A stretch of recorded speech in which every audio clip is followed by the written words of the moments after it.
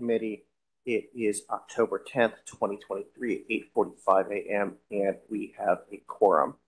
Mr. Price, can we start with a quick roll call? Bryn Rubin. Here. Deborah Carpenter. Jasmine Anderson. Jerry Hawkins. Chris Nightingale. Linda McMahon. Here. Lynette Aguilar. Matt Houston. Peter Goldstein. Here. Roy Lopez. Here. Nathaniel Barrett. Here. Jennifer Scripps. Here. Joe Cannon. Here. Colin Yarbrough. Here. Maureen Milligan. Thank you. Thanks. Let's go ahead and take the item to approve our minutes. We have 2 minutes to approve the September 12th, 2023 minutes and the September 26th, 2023 minutes. Can I get a motion on the September 12th minutes? So moved. Thank you, Mr. Yarborough. We have a second. Thank you, Mr. Goldstein, for your second.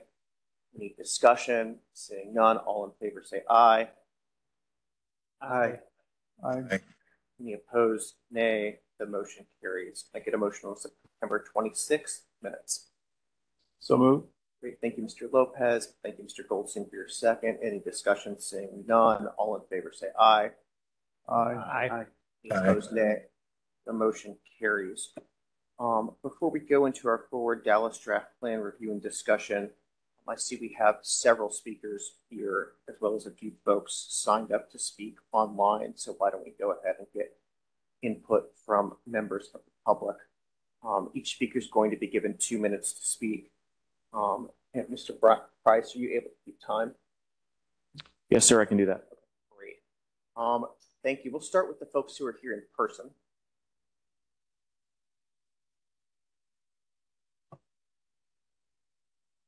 And let the record show at 8:47, Commissioner Carpenter joined the meeting. Hi, my name is Laura Palmer. I reside at 911 North Madison Avenue in North Oak Cliff, specifically in the Kidd Springs neighborhood. I spoke to you at the last meeting and expressed my concerns with the current map and the designation for our neighborhood. After sitting here and listening to your meeting last time, we went back to our neighborhood and you can see we explained what is going on, and several of my neighbors wanted to come and speak to you. We understand that this is not rezoning. We know that this is land use planning. However, you're going to hear from people who have lived in the neighborhood from the 1970s to people who have just bought their homes in the last 2 to 3 years. We have people who are experienced at having to go through on a regular basis zoning changes that are being proposed for our neighborhood, and we're tired of it. The current plan is setting our neighborhood up for another 10 to 20 years of fighting zoning changes. And that is why we're down here making sure that the map clearly indicates what the residents and the property owners in our neighborhood wish, and that is traditional neighborhoods. Thank you. Let the record show that Mr. Houston joined the meeting at 8:49. Next speaker. And if each speaker would start with their name and address for the record, that would be great. My name is Seamus McInerney. I reside at 622 Woodlawn Avenue, and I am part of the Kidd Springs neighborhood as well.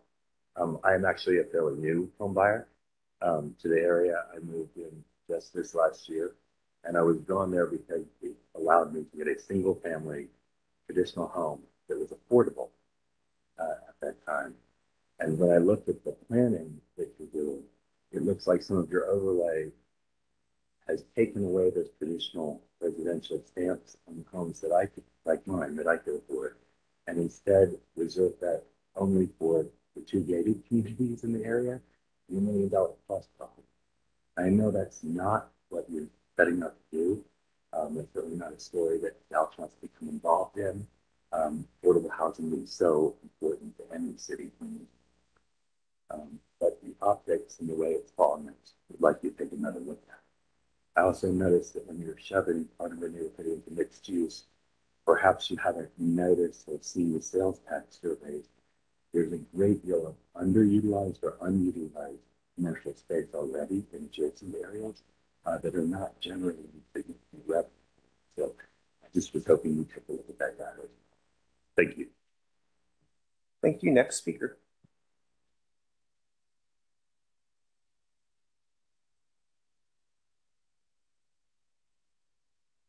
Good morning. My name is Greg Pieser. I live at 806 Woodlawn in the Kid Springs district or neighborhood. Kid Springs is part of the Miller Stemmons Historical District on the National Register. It's been a traditional residential neighborhood for over 100 years, and I would like for it to remain so. The recent land use study has identified part of our neighborhood, specifically a part closest to Bishop Arts District, as mixed use and multifamily, the same zoning as the rest of the Bishop Arts Commercial District. Specifically, this is the area between Zhang, Tyler, Canty, and Davis, just north of Bishop Arts. When I moved to Kid Springs 30 years ago, I was drawn by the traditional craftsman homes, the mature trees, and the neighborhood family feeling of single families. 30 years ago, much of what is now Bishop Arts was boarded up storefronts. There were a few businesses there. There was an auto parts store. There was Jen's Diner, Sarah Tillman's Place, Bob's Market, the only grocery store within miles. And it was the local neighborhood families that supported those businesses and initiated the success that's now become Bishop Arts. Unfortunately, now I feel that Bishop Arts' success is threatening the existence of our single family community. 15 years ago, another rezoning proposal was put in front of our neighborhood that became the Bishop Davis land use study. Over 3 years of meetings, negotiations, and compromises, the zoning was put forth, and the City Planning Commission and members of the City Council assured us, the neighborhood, that zoning would protect our neighborhood from the encroachment from future commercial enterprises and high-rise condos. I ask that you honor those assurances and promises that were made to us 15 years ago and keep Kid Springs a traditional single-family neighborhood. Thank you. Thank you. Next speaker. Speakers could please say your full name clearly. Thank you. My name is Dan Wickberg. I live at 805 Haynes Avenue in Dallas in the Kid Springs neighborhood. And I also wish to speak about maintaining the traditional residential character of the neighborhood. I have lived in Kid Springs for over 25 years. The neighborhood is both very stable, and at the same time, we've got numerous younger people coming in and buying homes, and so it's a neighborhood that I think has a lot of character and quality. It's not simply something that we should think about as people sort of just sort of coming in on a sort of temporary basis. The area that of Kid Springs is on the National Historic Register, and so it has a lot of historical homes that go back to the beginning of the 20th century. Our home was built in 1905, and looking at this, I too, like Greg, was here for the Bishop Davis study and the promises that were made. We were often shut out of that discussion because it was driven by developers, and so we had a lot of concerns, but we were assured that we would be able to maintain the character of the neighborhood by having buffer zones to prevent that encroachment. Now we've got Bishop Arts, And it really is sort of pushing. And I guess I'm not certainly not opposed to alternative um, uses, land uses, but I think Davis is a natural cutoff, and it makes sense to maintain that to the north of Davis. And so if you look to the south of Davis, what's going on down there, we don't want to see that happening in our neighborhood. Thank you. Thank you, sir. Next speaker.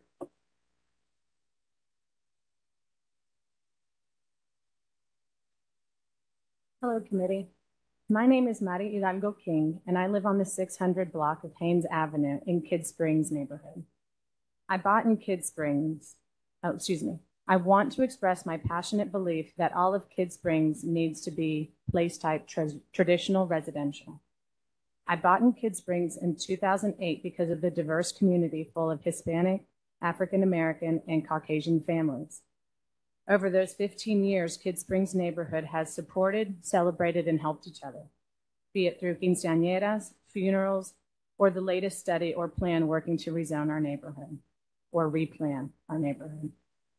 Recently, commercial interest, large apartment complexes, restaurants, bars, and Airbnbs have threatened Kidd Springs' traditional, diverse, family, quality way of life.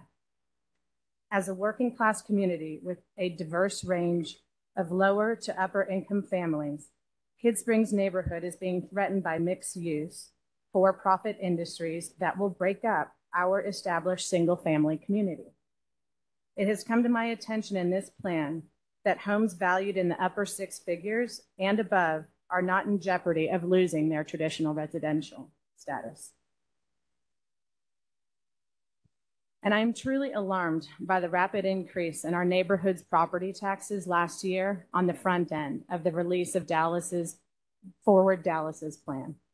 I stand here today as a Hispanic mother to ask each of you to keep Kidd Springs place type as traditional residential, so families like mine can continue to raise their families in a home within a Dallas neighborhood as loving as ours, so that they can continue to call the city of Dallas their home. Thank you. Thank you. Next speaker.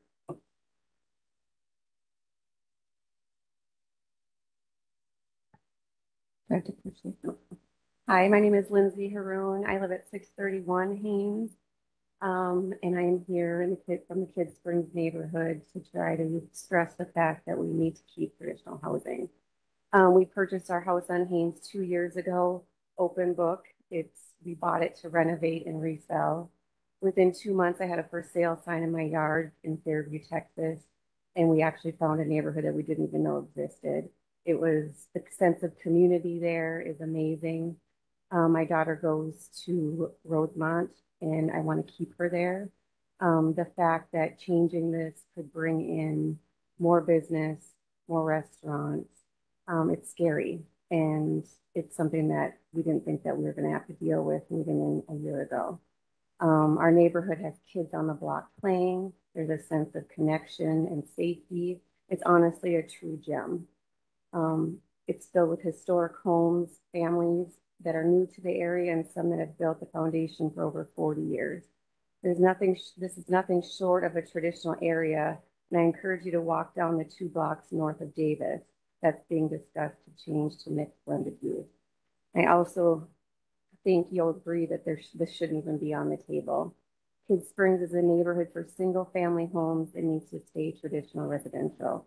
Changing this, I believe, will not only affect our community, but also the whole city of Dallas.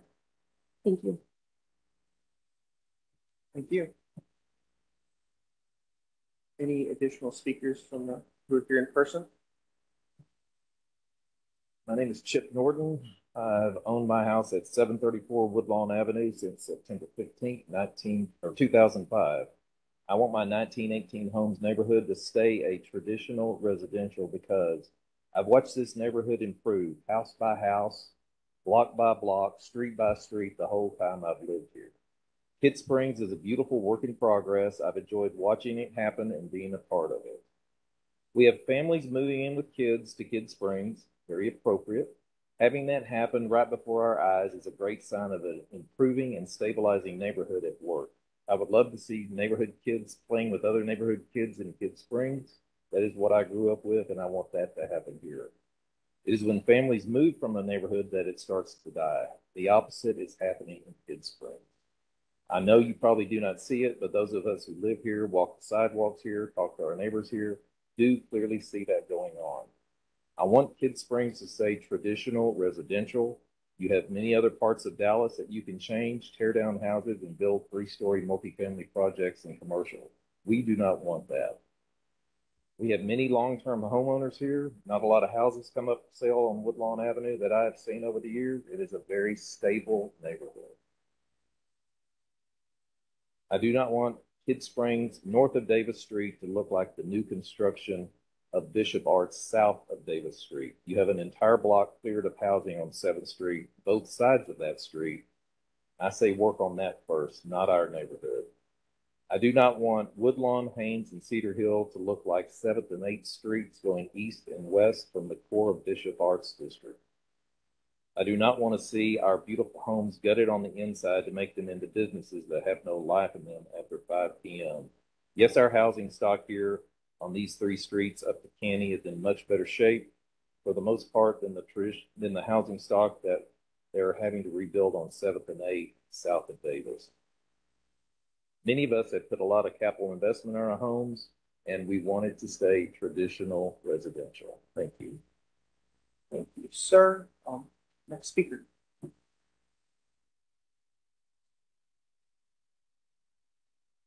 My name is Steve Erickson at 737 Woodlawn. That's between Canty and Davis in the area that's marked on the map says going to multifamily. We've been in our house for 30 years. The house was built 110 years ago. We've seen a lot of changes in the last 30 years. People buying up houses, investing in them. We bought ours for less than $100,000, and it probably put double that in investment into the house. And we've just seen the neighborhood grow and thrive. We've raised 3 kids in the house. We've seen the improvements in Bishop Arts area, and it's nice to have some businesses and restaurants to go to. There's been a lot of multifamily built up in the last 2 or 3 years in the area, and I question whether we really need to incur further into the single family neighborhoods that really support the area to put more businesses. Thank you. Thank you. Next speaker.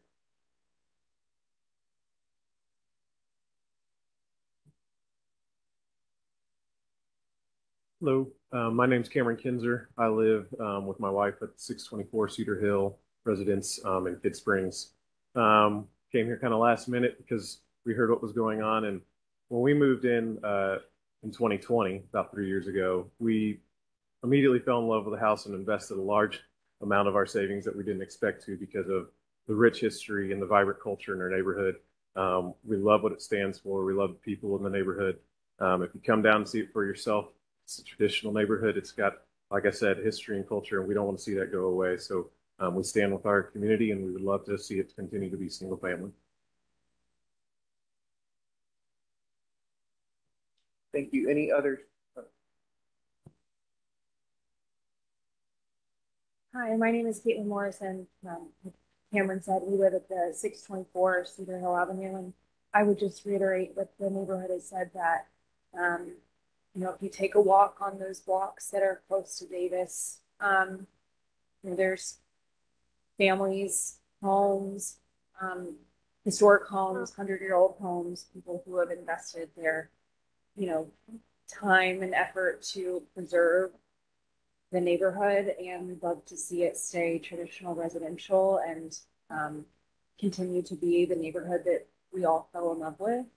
I think I agree with that we love, we love Bishop Arts, but the apartments and the other multifamily units that have gone in have encroached on our neighbors to the south of Davis, and we don't want to see that happen to our neighborhood.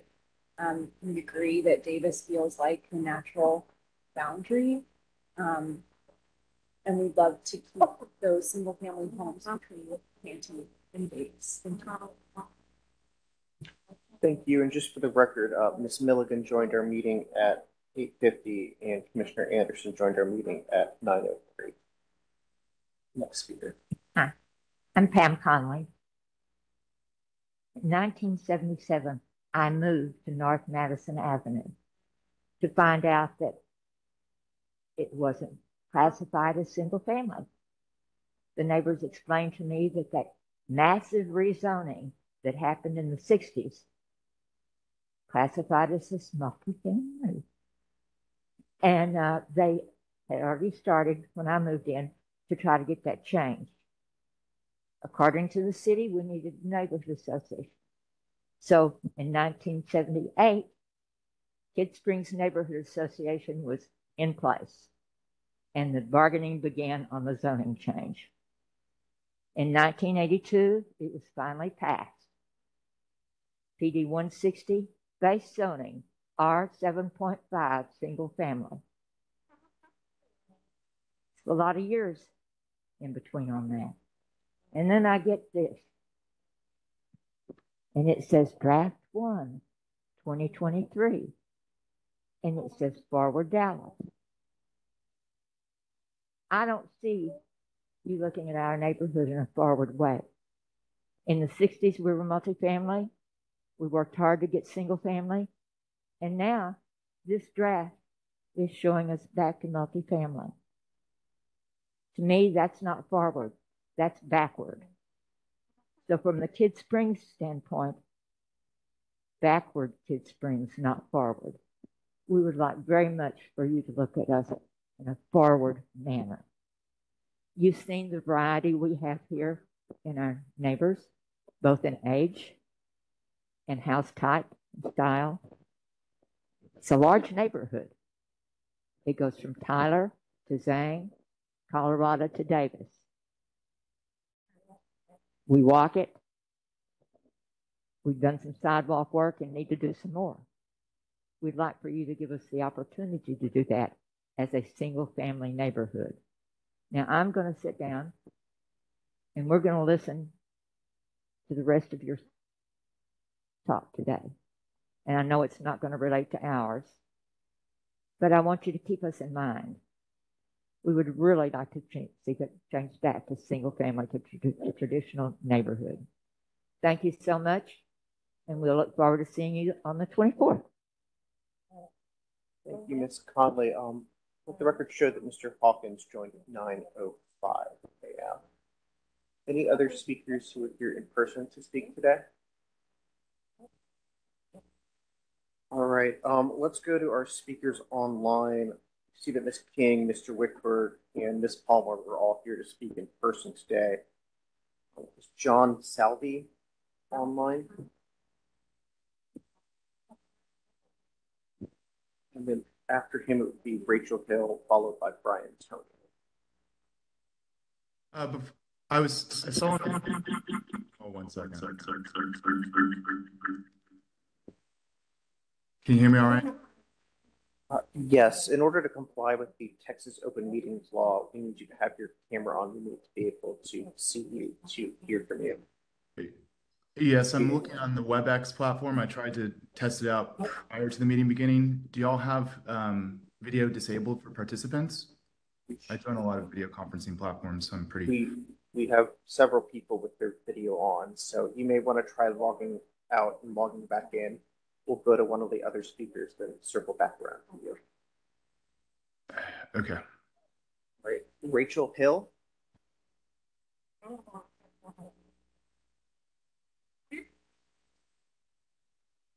Guys might have the options for attendees disabled. Oh, yeah. Yeah, I think you have it for panelists, but Mr. Price, can you move them over to panelists for the time being? There we go. Can you see me? I did start the video. Yes, we can. Awesome. We can see you. So, Ms. Hill, you have 2 minutes, and if you could start with your name and address for the record. Perfect. Hi, my name is Rachel Hill. I moved in this past year on 624 Woodlawn in the Kid Spring neighborhood. I'm also wearing white today to demonstrate that I am as a part of this united front with the neighborhood. So I am a new homeowner. I purchased within the past year, and I'm also against the Forward Dallas plan that maps us as blended residential, and I'd like to advocate for traditional residential instead. I bought because this is a family-friendly neighborhood, and I want to echo all that was said previously by the neighbors. We kind of all split it up so that each person would have a specific thing to talk about. And I also would just like to say I'd like to maintain its family-friendly nature. When I heard about this plan, I was immediately concerned, right? I thought, did this mean that there could be a high-rise apartment where somebody could look into my backyard? A lot of privacy concerns. And we do actually have some blended and multifamily residential right across the street from Davis. And so we do have those options. If I was interested in it, that is where I would have purchased. Is it truly necessary to additionally convert our portion of the neighborhood, which is a part of the Miller-Stemmons National Historic District? I love my neighbors. I love this community, and I stand with Springs neighborhood, and we would like to remain traditional residential. Thank you. Thank you. Mr. Salvi. Good morning. My name is John Salvi. I live at 722 Woodlawn Avenue. I'm a proud resident of Kid Springs neighborhood. I appreciate the opportunity to speak with everyone this morning and address the comprehensive land use plan. Our neighborhood, as you're probably aware, sits on the cusp of the vibrant and thriving Bishop Arts Commercial District. While the growth and success of Bishop Arts is commendable, it undoubtedly adds a distinctive character to our city. It's crucial to ensure that our residential integrity and character of our neighborhood remains intact. We've observed some of the effects of the community surrounding us with taller structures and mixed-use development fundamentally altering their landscape and feel. These changes, while suitable for commercial zones, can disrupt the quiet traditional residential environment that many of us have cherished and chosen as our home. Here are a few reasons I urge you to consider for our neighborhood to be planned as traditional residential. Community character. Our block has a unique character with homes that have been there for generations. My house specifically was built prior to 1910. This fosters a sense of community with familiar faces, families, and stories. Next reason, property values and ownership. So rezoning may inadvertently make our neighborhood more attractive to developers and to families. This could lead to increased property values, possibly pricing out long-term residents or those wishing to move in to start families of their own.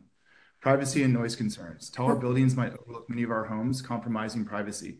This inclusion of retail spaces might also lead to increased noise, altering the tranquility that our neighbors cherish. Our request is simple. Let's preserve the sanctity of our neighborhood, starting with a comprehensive land use plan, ensuring it remains a haven for its residents. I request your support in recommending that Kid Springs specifically be planned as traditional residential, ensuring a balance between the bustling activity of Bishop Arts and the peaceful blocks that we call home. Many of our neighbors in our community have spent countless hours pouring their hearts and love into North Oak Cliff to make it a beautiful neighborhood for Dallas's environment. We hope that you guys will take the energy and consideration into your part of this plan to make it a beautiful place for us to call home in the future. I sincerely hope you consider the wishes of our residents and ensure our city grows in a manner that respects both its commercial ambitions and the peace of its neighborhoods. Thank you for your time. Thank you. Brian Tony.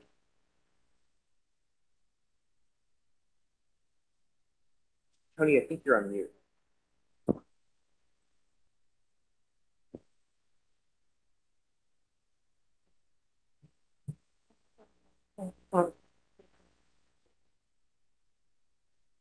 Is that better?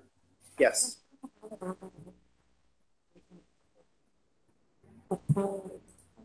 Brent, can you hear me? Sorry. Get Mr. Tony whenever you're ready. Hi, everybody. My name is Brian Tony. I'm going to be speaking more holistically on behalf of the Dallas Housing Coalition. We are over 180 non and for-profit organizations, including neighborhood associations, trade associations, higher education institutions, and faith-based groups who are all advocating for one single mission: attainable and affordable housing throughout the city of Dallas for all families. Right now, Dallas is becoming unaffordable due to the lack of supply of housing.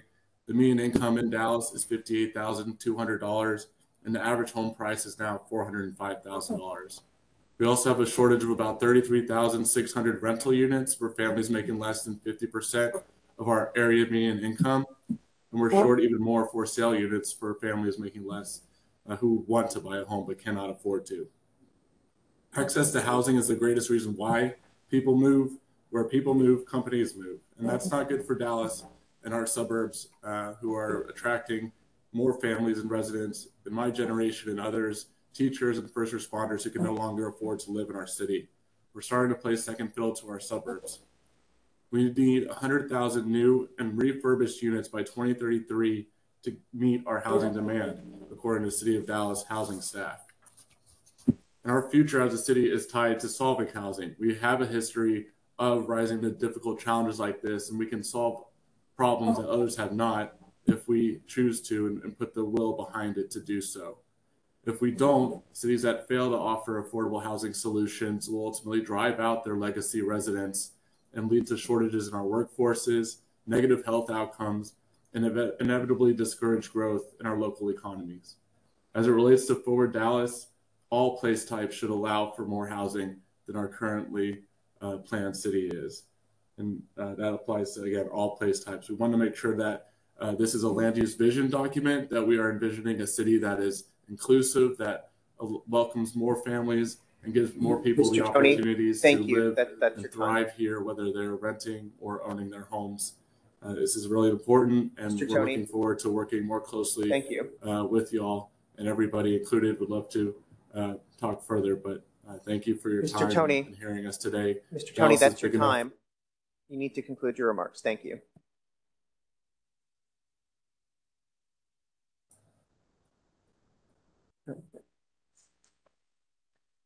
Let's go into our Forward Dallas draft plan review and discussion.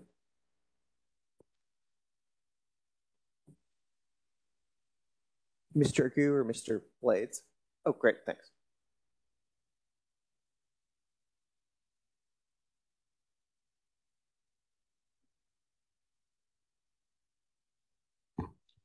All right. Well, good morning, everybody. Thank you so much. Thank you again, the public, for coming up and speaking today. Thank you for those in attendance virtually and our committee members. So today we're going to conclude our review discussion regarding the draft plan. What we want to do is cover the urban design theme section, which we didn't touch on or which we needed to cover from last meeting, and then also go into the review of the place type district map structure, talk through any comments that you all had related to how that particular section is being developed and how it looks, and any comments related to that. And after that, we have a few other kind of staff conversations we'd like to have with you all related to the industrial place types and the residential place types. So at the end of this review, we have a few other items for staff to be able to get some input from you all in terms of how we update the plan for the next draft. So with that, I'm going to share my screen and we can continue the conversation regarding review of the plan draft.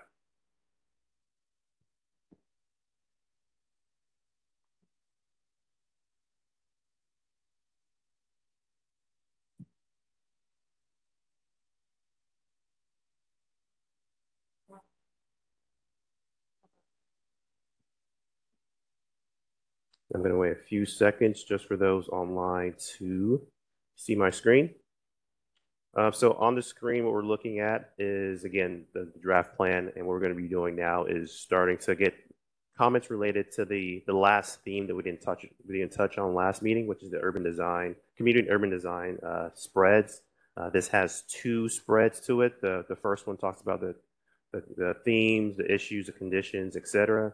And then the last one delves into the principles that we put forward within this particular draft. So with that, I'm going to open up discussions and comments from the committee, and we can continue to review this draft plan as before.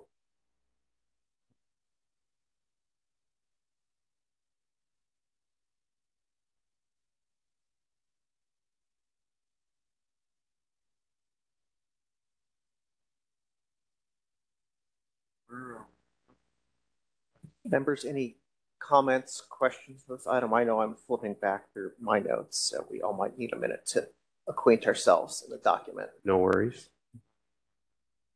So I have a few questions. Let's start with Mr. Barrett, then we'll go to you, Ms. McMahon. Thank you.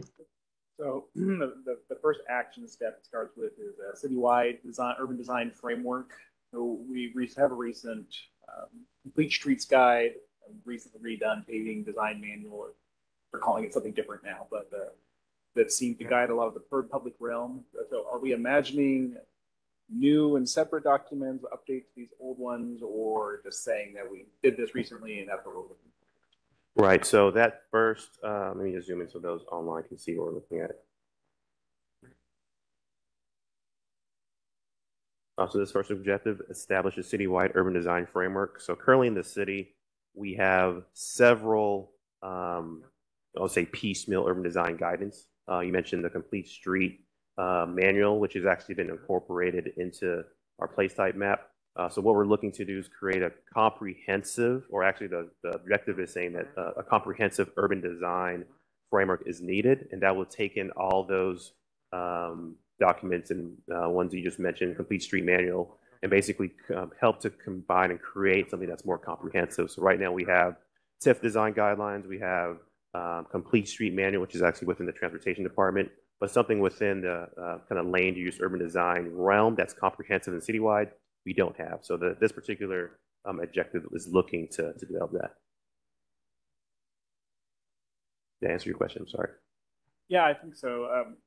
So it almost sounds like you're talking about trying to set aesthetic standards, or I think of the closest context being Article 13, where it has a lot of these things that you're talking about. Are we talking about more of a regulation of the private realm, the public realm, or trying to do that all in one in this bullet here? All at one is, again, going back to, you mentioned Article 13, that's again more zoning. We're looking for more kind of clarified design standards. So usually right now, our particular city uses best practices in terms of typical distances from the street, typical heights in terms of certain types of development that you see in different parts of the city. So the idea with this particular one is to develop a standard, general, understood guidance from an urban design framework or standpoint that helps to kind of understand how form, how adjacencies to structures should be kind of within the city, depending on the type of development that's being developed. So we have that again piecemeal. The idea is to create something that's more comprehensive and citywide. Okay, thank you. Ms. McMahon. Thank you. Thank you for that. Similar kind of comments. I appreciate the fact that the intention is to come up with a comprehensive overview. Exactly who is going to put these design guidelines together, and then at what point will there be stakeholder input on those design guidelines? This particular thing is of significant concern to our membership. And I just want to make sure that there's an opportunity once these design guidelines are established that are proposed, I should say, there's going to be stakeholder input, and it's not just going to be this one page that's part of Forward Dallas. So explain the process for how this will all be done. Definitely. So for Dallas, the intent is for this to kind of set the foundation in terms of the general principles. And the idea is through our Department of Planning and Urban Design, another series of kind of public engagement and discussions about what the public realm should look like from urban design's perspective would be able to help inform what that looks like. So the idea is that this would set the table in terms of those general principles. And then when we get into developing more holistic guidelines, just similar to other processes that we have from a planning perspective, where we involve the community and we have different meetings to kind of talk about what those mean. That's what we're thinking about doing as well with a proposed future urban design kind of framework for the city.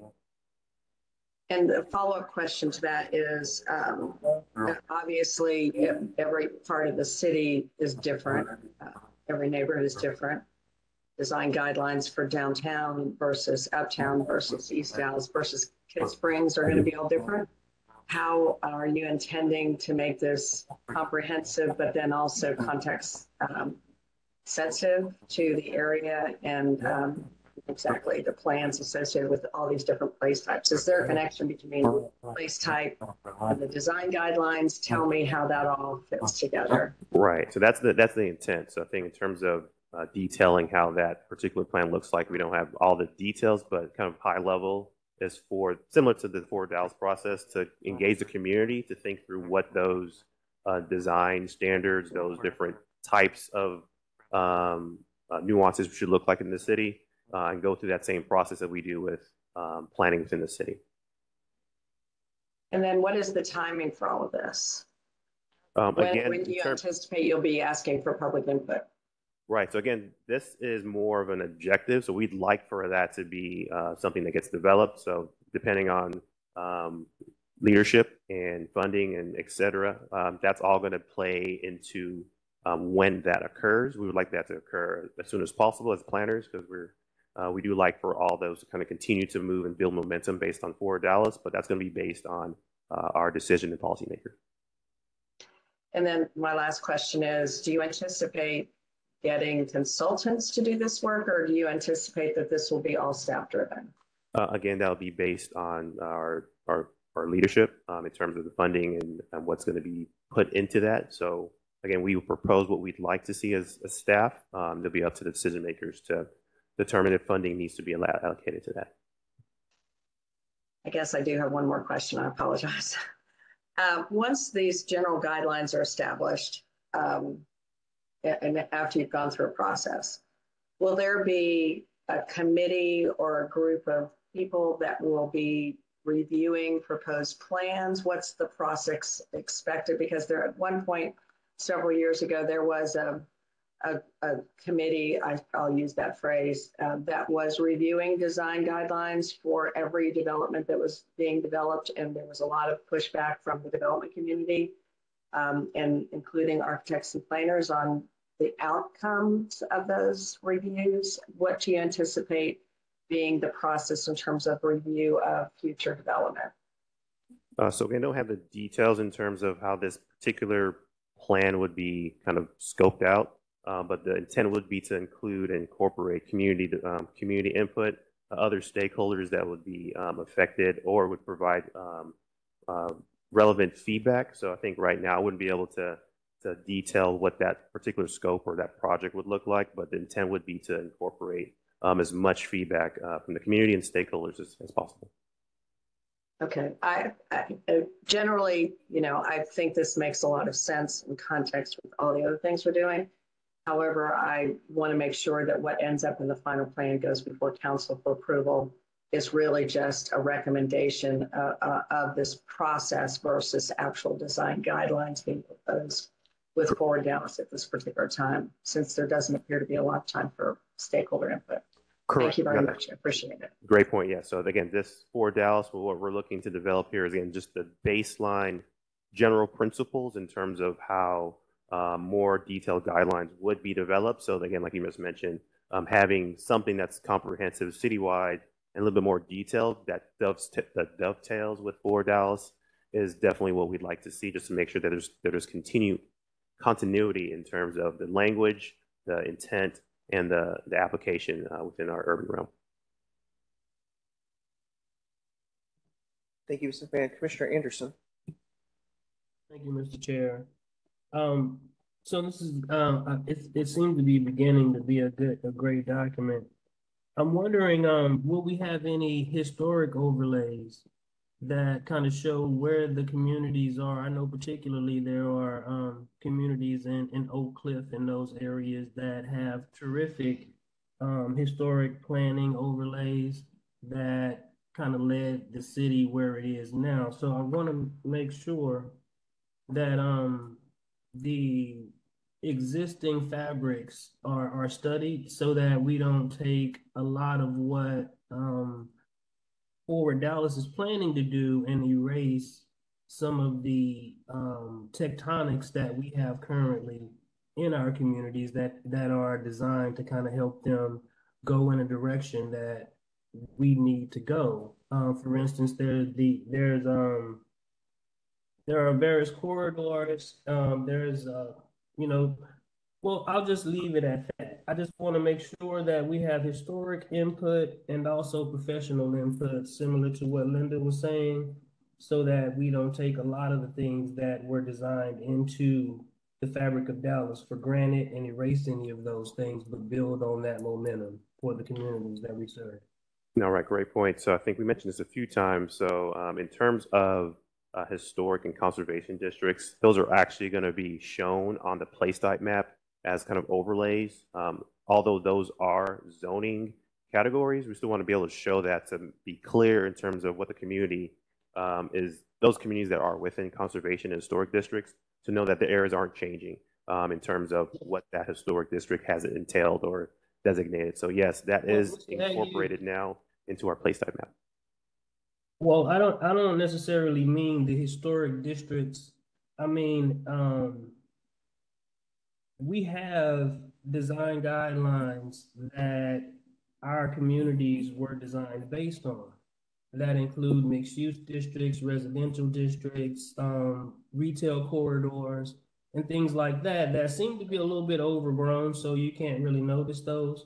But not particularly saying the historic districts to make sure we look at those, but I'm saying historically how these cities were designed to be laid out by the city planners of the day, and to make sure that we look at what was intended when we laid out the communities to begin with and move forward with those design elements, not necessarily the historic or the conservation districts. Noted, yes. And I think that's also analysis that we've done within our existing conditions report, is understanding where communities came from, where the city of Dallas, what is our heritage and what is the past of different communities. So we've gotten feedback from specific community members, from certain documents from this body. So yes, that does play into basically building what the future should look like, and respecting what we know from being Dallasites to what we want to be in the future.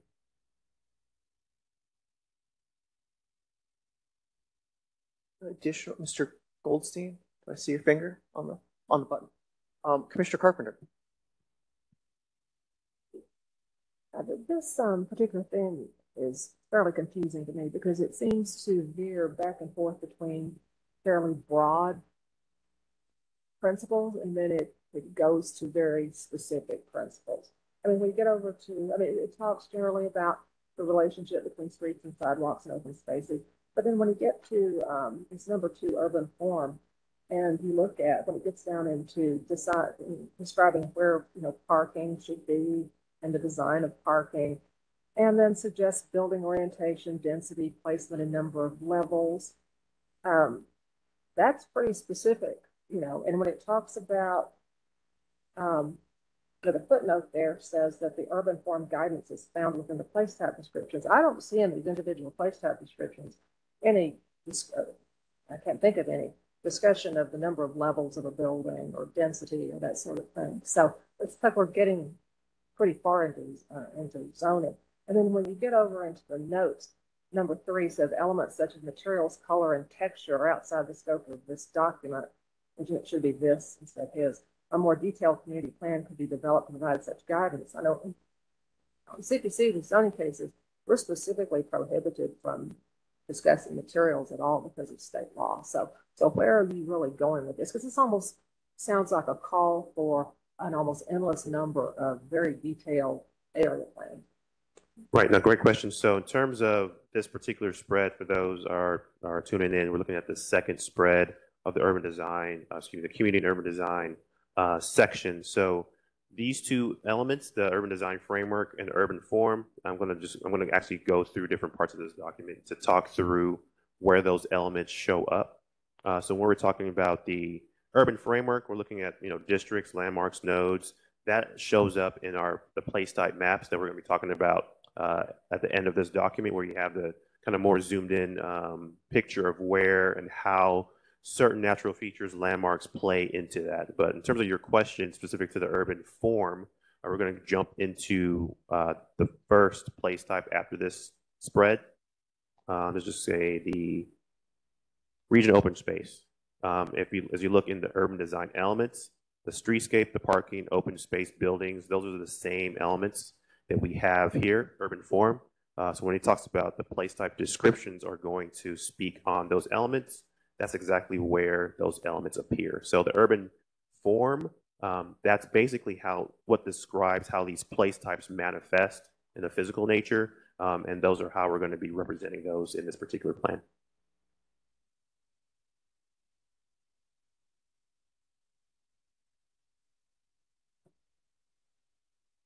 Follow-up questions or comments, Commissioner Carpenter?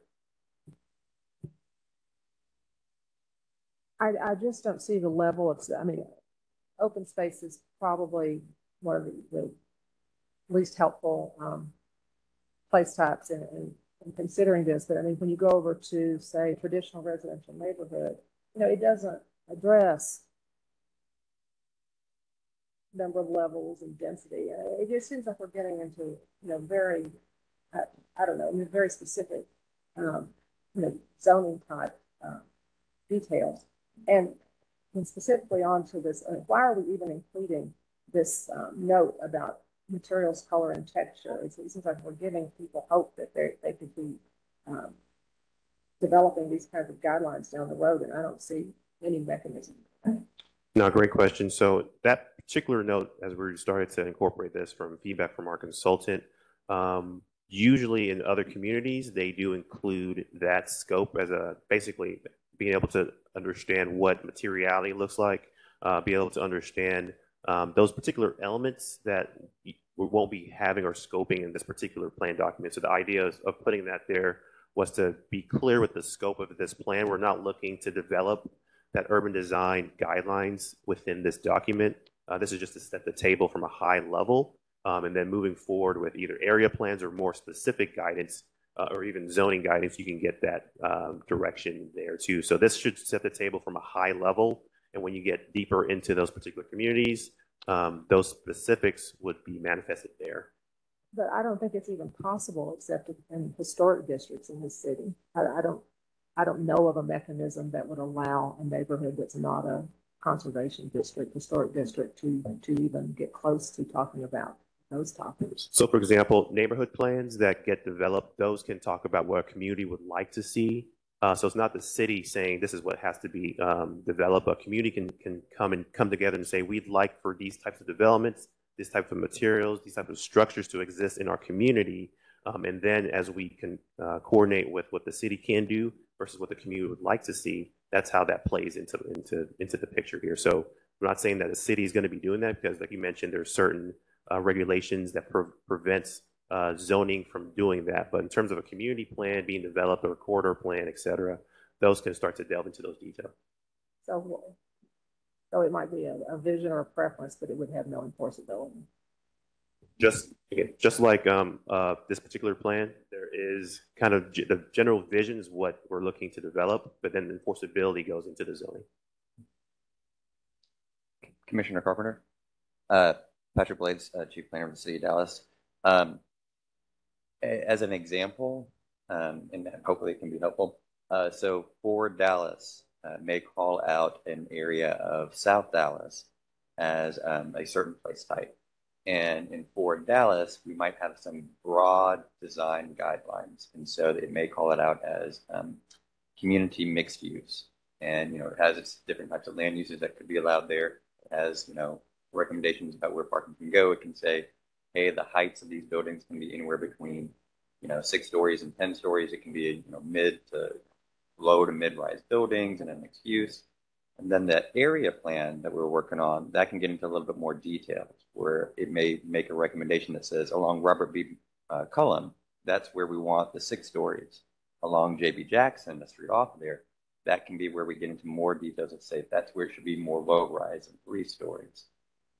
As far as the materials and the colors, again, that's where the neighborhood can say this is the types of housing that we like in our neighborhoods, and then that area plan can then be used as a basis to say what type of preservation efforts that community can then pursue, whether it might be a historic district, conservation district, and NSO, that can then get into those materiality questions, could get into the materiality questions.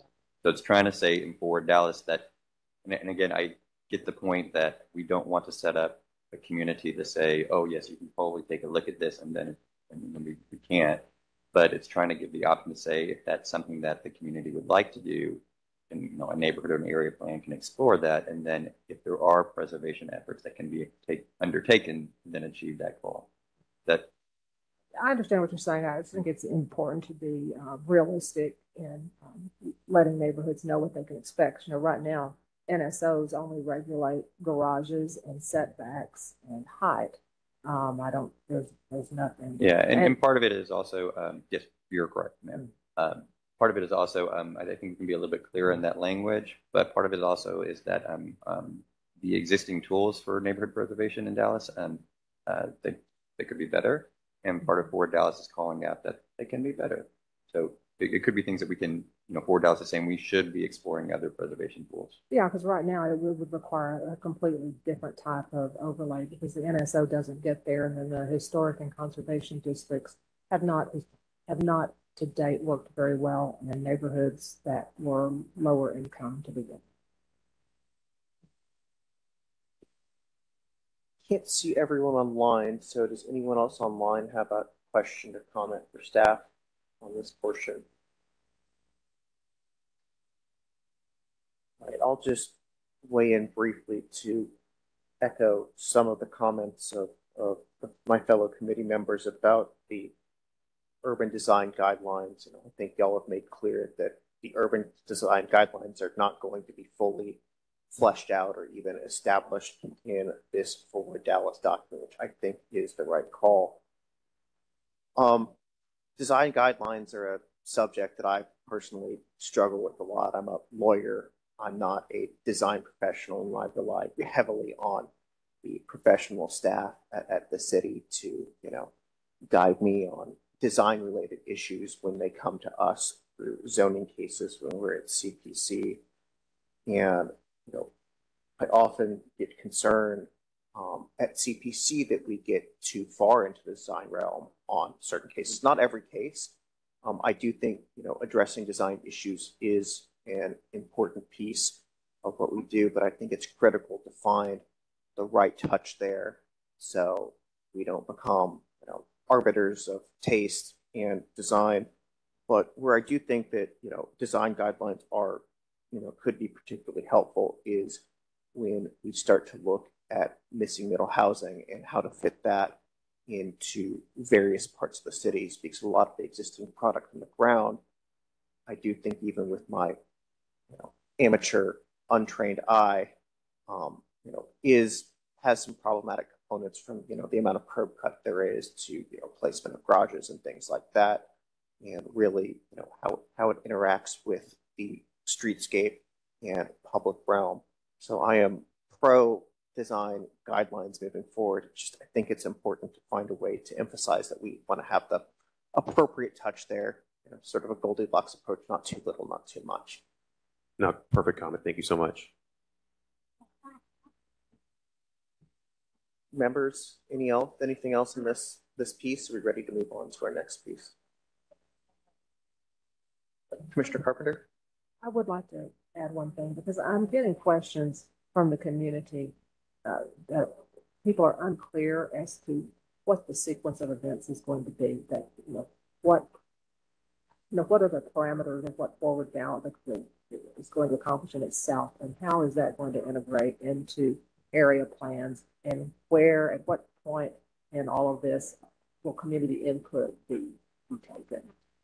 Right. So in terms of the interface between Forward Dallas and, say, future neighborhood plans, so the hope, again, is for this to be, as we continue to engage you all, is continue to get feedback from the community. We hope more people show up to these meetings to provide input on each of these sections. So as we continue getting input and refining this, hopefully by beginning of 2024, we have a plan that's adopted that has a future land use map, which we don't have in the city. That will help to understand for the community, for the whole city, in terms of where and how development should be looking like in the next 25 years.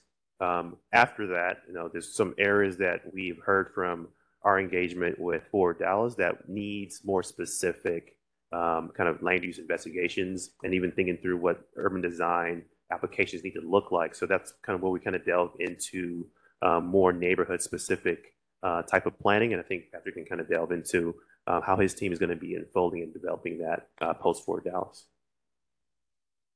Yeah, again, Forward Dallas, it's that broad brushstroke. And as Lawrence mentioned, there are some areas that even in doing our community engagement, and off the top of my head, I can't tell you how many meetings that we've done over the past year and a half. I know that when I counted Over the summer, I had been to more than 50 of these in the past year, so I know we've been very active in talking with a lot of members of the community. And in some of those conversations, it's come up where we have that broad brushstroke and everybody nods their head and they say, yes, but we need to get a little bit finer. And that's where we understand that we need more neighborhood and area planning. Once we have Forward Dallas established, then we can have a process where we would then go out and do neighborhood planning and area planning and corridor planning amongst the different areas of Dallas where we've heard already or may come up here in the next couple of months that may benefit from that plan.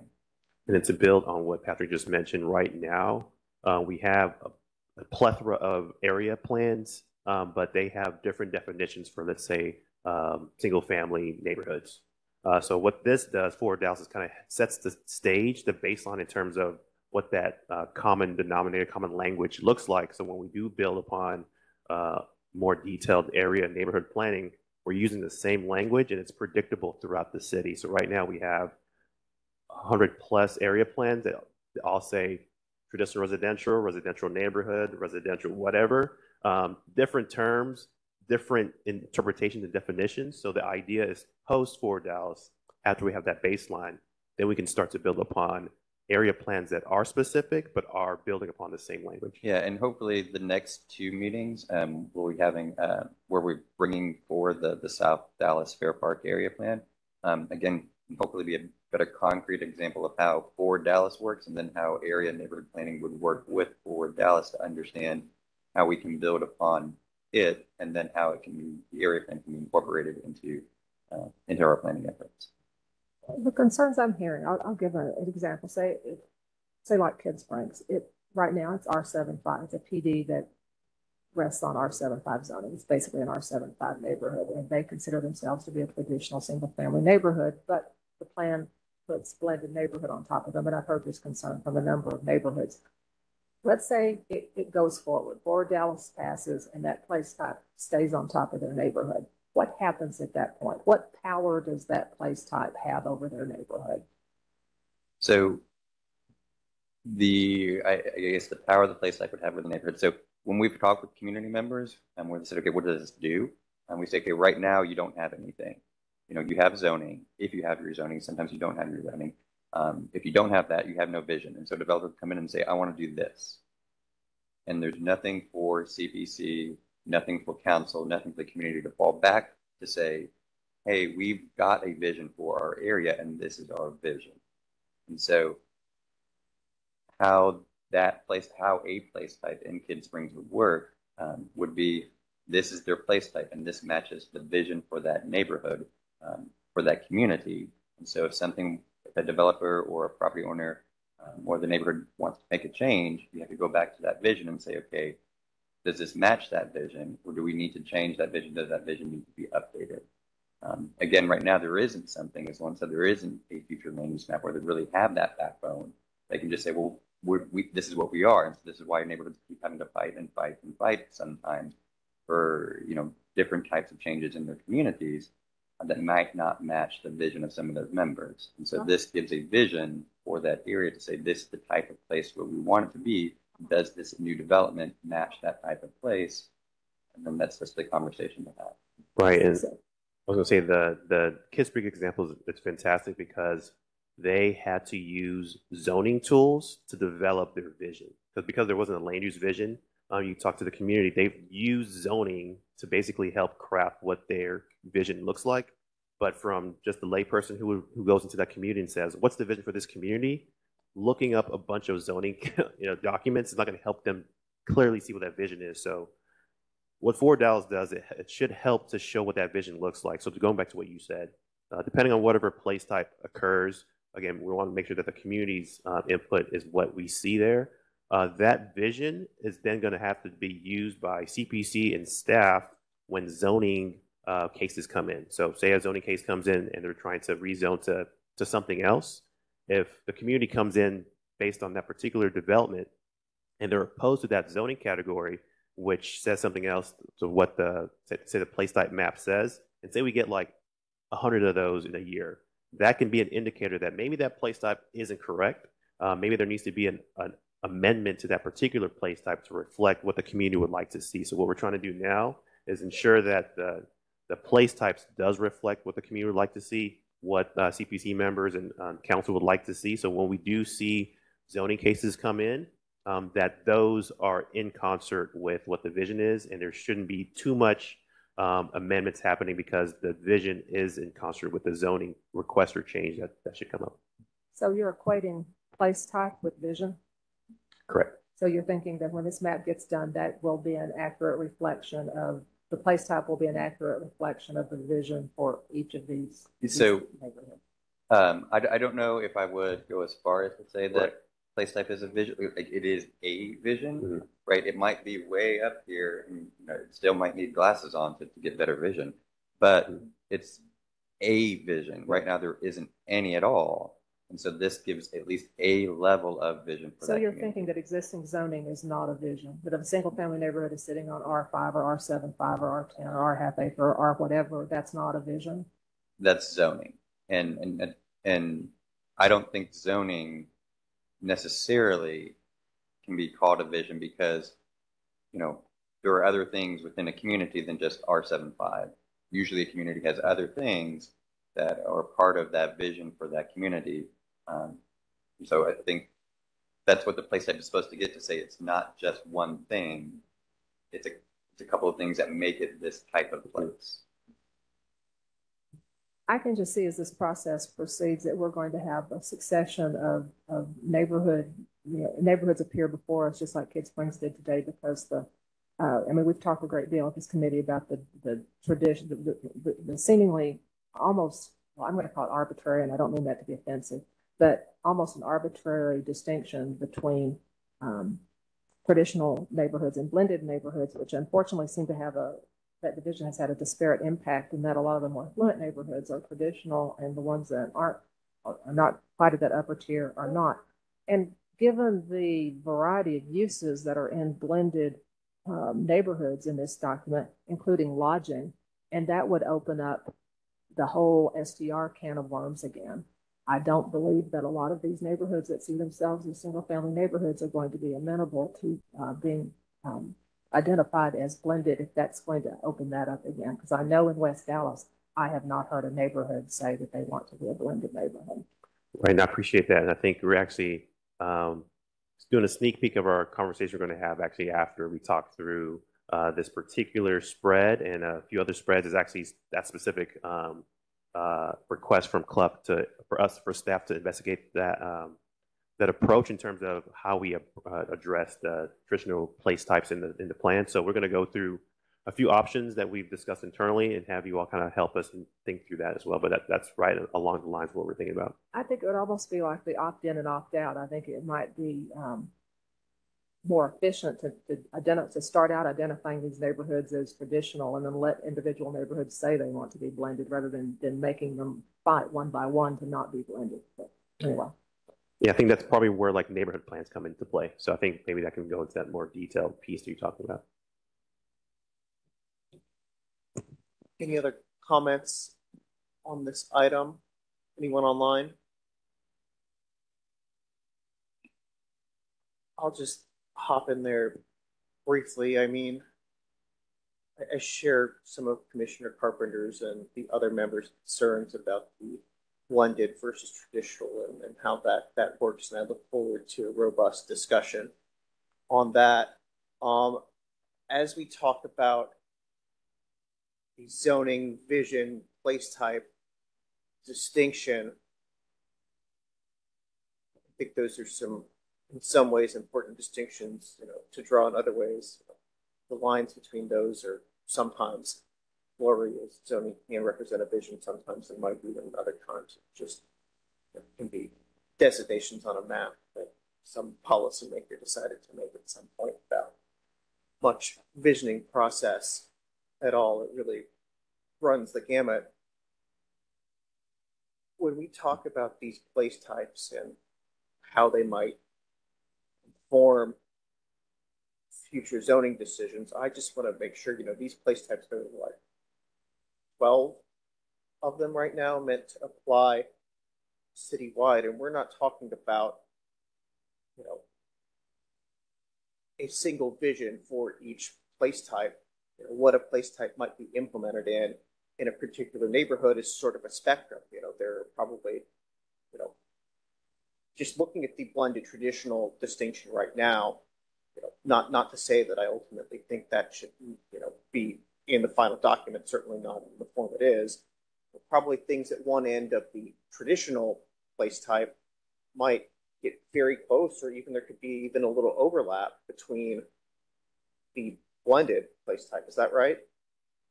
Correct. So as we're looking at those two specifically, traditional residential and blended residential, there are a lot of overlapping common land uses that exist, and even design themes and suggestions. So depending on where that exists in the city and whatever zoning case comes in, I think using all that information, the context, the place type adjacencies, and whatever zoning case comes in, I think that's up to staff, CPC members, and council to be able to use this document, one, to understand what that larger generalized vision looks like as we delve into more specific parcel by parcel cases. So I think that's the intent for this, is to lay the groundwork and help with predictability and understanding where and how communities are wanting to develop. And then as those cases come through, using your knowledge, with the community and what's happening from a zoning perspective, be able to apply the proper recommendation when that comes in. Makes sense. And then kind of continuing along with that theme, if we look at these place types as sort of a spectrum,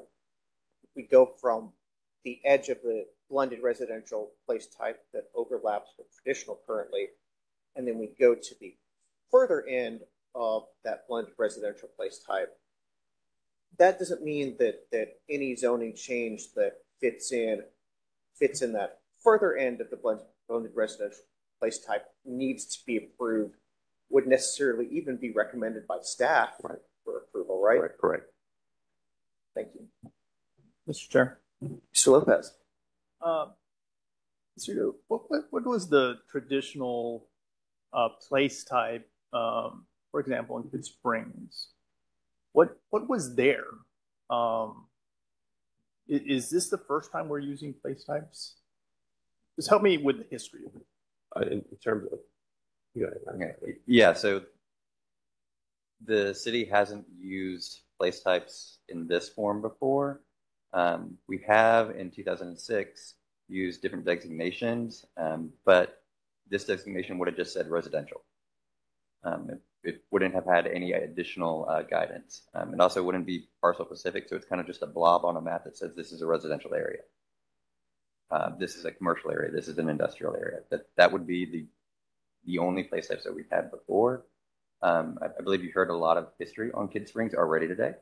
Yeah. But you know, some of the preservation efforts that were undertaken in the 70s and 80s in Kid Springs and Winnetka Heights and Junius Heights, that was some visioning where the community said, we are seeing what's happening to our community. We don't like that. And so they did either zoning or conservation or historical districts that created or altered their entitlements, altered their zoning, altered the overlays to create their vision for their area, which is achieved in some of their zoning.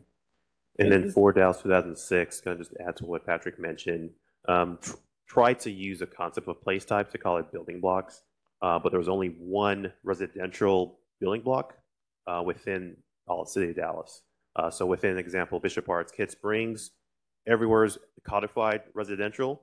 So you could have apartments, you could have single family, you could have a plethora of residential development. And the critique and the comment that we heard is that this doesn't provide that clarity in terms of the type of residential that we'd like to see. So I think as we are continuing to develop our current place type map, the idea is to help to clearly identify what that looks like and what those codifications should look like based on community input, urban design structure, and just street patterns, et cetera, and be able to apply that to the map. So as we're continuing to get feedback from the community, that place type map is probably going to change 3-4 more times before we even get to council or beginning of next year. So we do know this is an evolving working draft, but the hope is to provide more clarity for what the communities expect to see through the map. Yeah, I mean, I guess what happens is when the community vision and then what's currently on the ground, they're divergent. and that's probably because of the lack of place types and really thinking through this process. So I guess that's why I'm a part of this, because it's so incredibly important that these place types be in place going forward.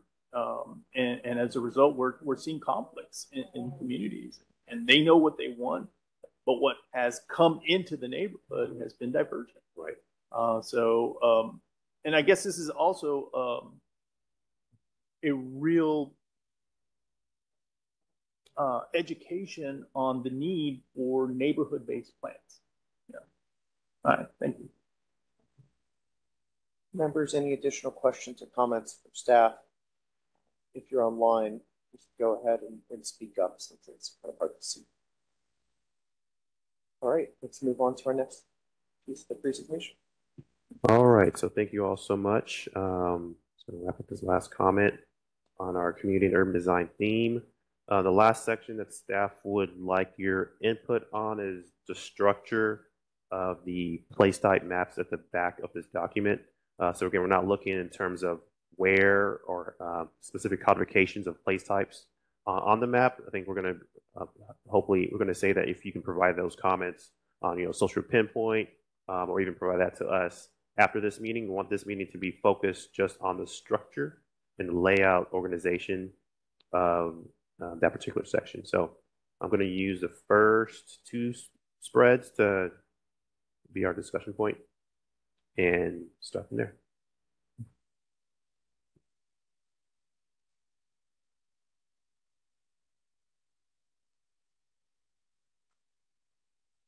Just one very brief formatting suggestion. So, how many people will be actually looking at these maps in a PDF document versus an online tool is much easier to work with. Never mind, I was looking at the wrong piece of it. So.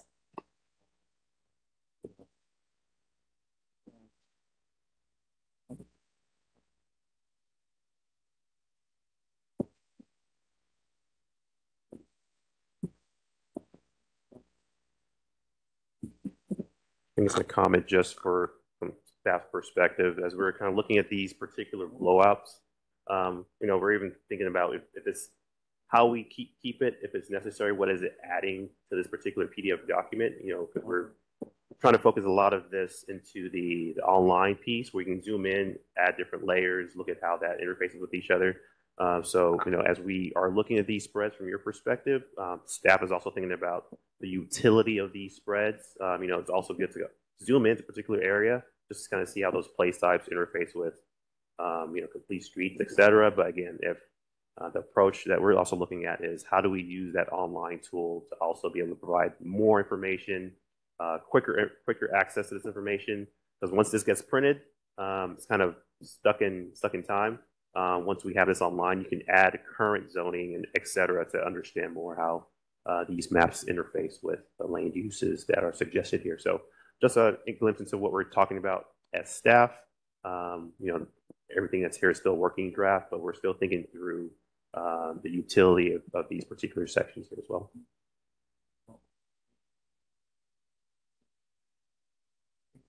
Mr. Carpenter.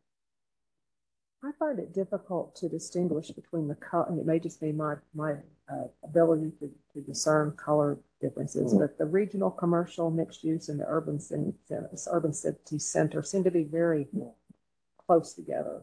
And is it more distinct online, or is it just the fact that this is printed out? Or can you?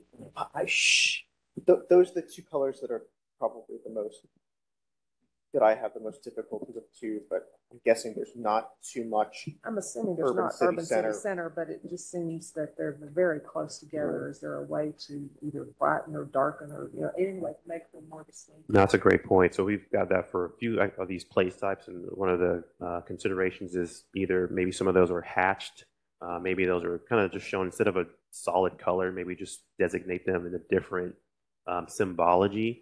That not just changes color, but changes just, how it looks like. So it might not be a solid color when we do make an update to this. It might be just a different type of hatching pattern. So it's easier to see that way. So we're playing with that as well. Well, I think it's especially important for people who, aren't spending as much time on it as we are, who are just glancing at it Right. and go, oh, urban center, urban city center here. I mean, it just, the other colors are, I mean, I have a little trouble with traditional residential and blended. That once again, that may just be the effect of it being pointed out. Okay.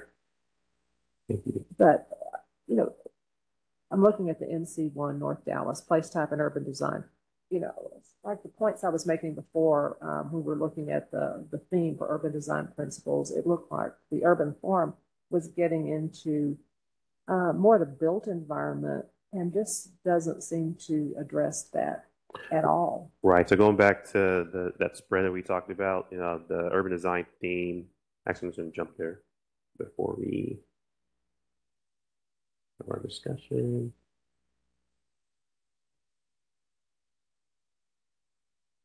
All right, so this, we had an urban framework and urban form, talks about two different scales and how we're looking at urban design. So one, from the urban frameworks perspective, the place type maps that we talked about, districts, paths, nodes, natural features, being able to understand how those interplay with land uses. That's kind of what we see on those maps. And then on the place type descriptions, like we showed a few minutes ago, the form, streetscape, buildings, open space, that is then detailed there. So the idea is to see from a planimetric perspective on the maps how certain land uses interface with certain gateways, nodes, corridors, centers, etc. from a plan perspective. And then when you get to the urban form perspective, streetscapes, buildings, heights, etc., that's elaborated upon within the actual place type descriptions. So as you use both the place type descriptions and the map, start to understand how a particular place interfaces and looks like depending on where it is in the city.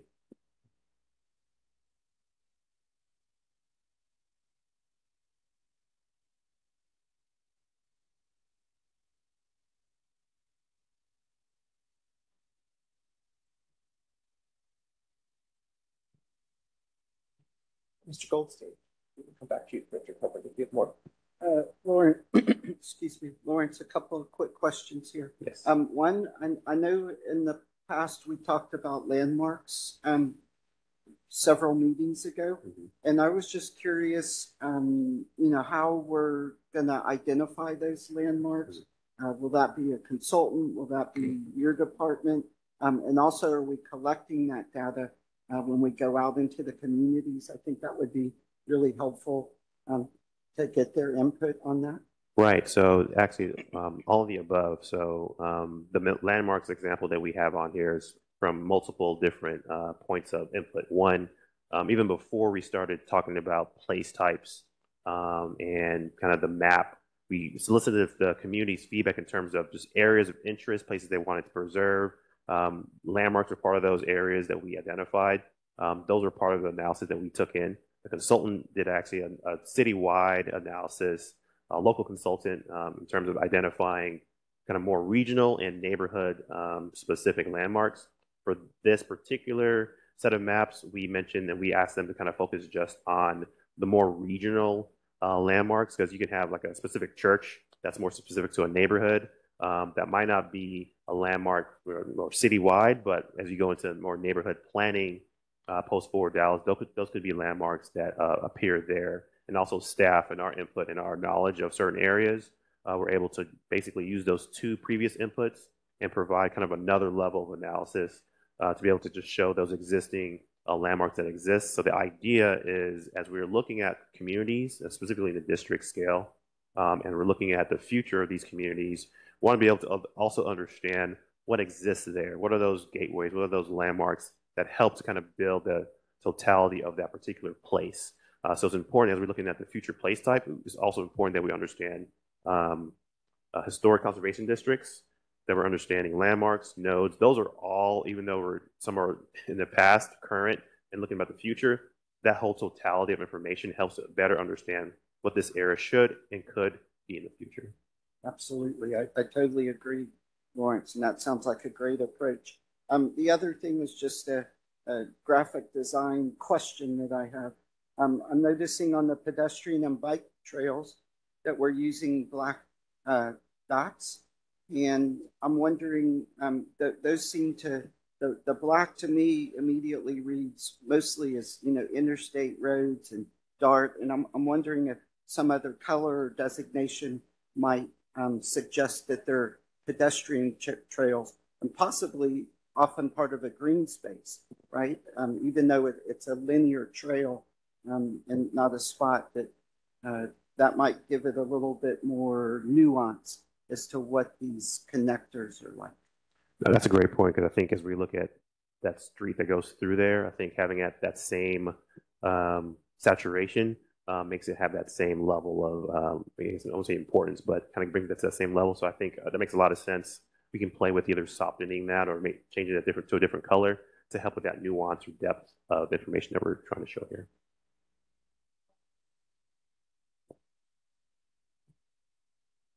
Members, additional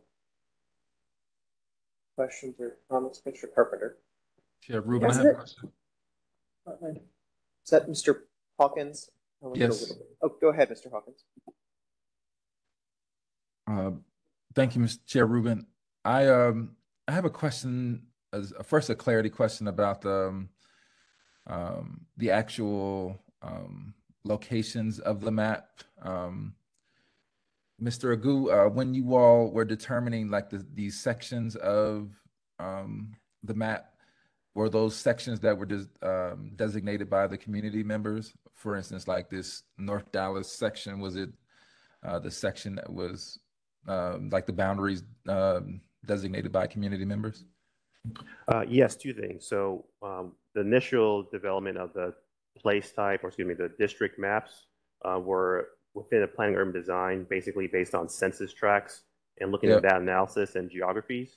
Secondly, actually through Forward Dallas, another level of questioning that we asked in the first initial map were, one, what would you identify your area or community as? So that basically just that open-ended conversation in terms of what community members either called their either general district or area. And from that, we were able to, I think there was a few tweaks and changes of the names, but those were basically the inputs that we used was census data, community feedback, and then also to the planning analysis from a geographic perspective and standpoint in terms of general common geographic boundaries, mountains, hills, roads, et cetera, that exist in the city. And all of those were inputted into developing these districts. Thank you for that. Because my follow-up question is also about the names on the maps. Were the names also designated by the community members? For instance, this is North Dallas. Were those names created by the community members as well? Input was given from them as well. So, for example, I'm going to jump into, we can go further south. Redbird. There are a plethora of names there. You can call it Southern Dallas. Some group call it Southern Dallas. Some call it South Oak Cliff. Some call it Redbird. We just added all those in terms of this current draft.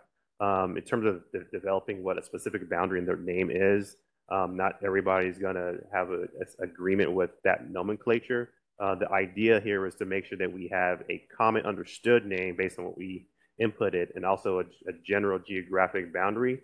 So it's easy to identify when we say Southern Dallas, Redbird, South Oak Cliff, et cetera, we know what that boundary looks like. There might not be 100% consensus in terms of what that is. I have a neighbor across the street who says, this is not South Oak Cliff, I'm in Oak Cliff.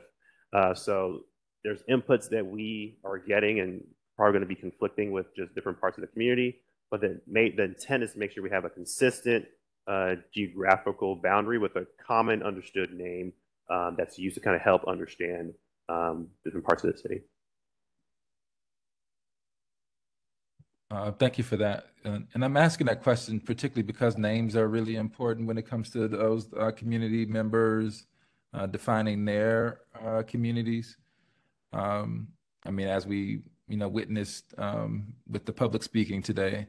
So I'm just interested in if there's a way for this working draft to have some input about how those communities are named, and maybe something that is inputted next to that name, similar to how place type in urban design has a description. And I'm not talking about anything long, but something that would speak to the defining of that neighborhood and place type.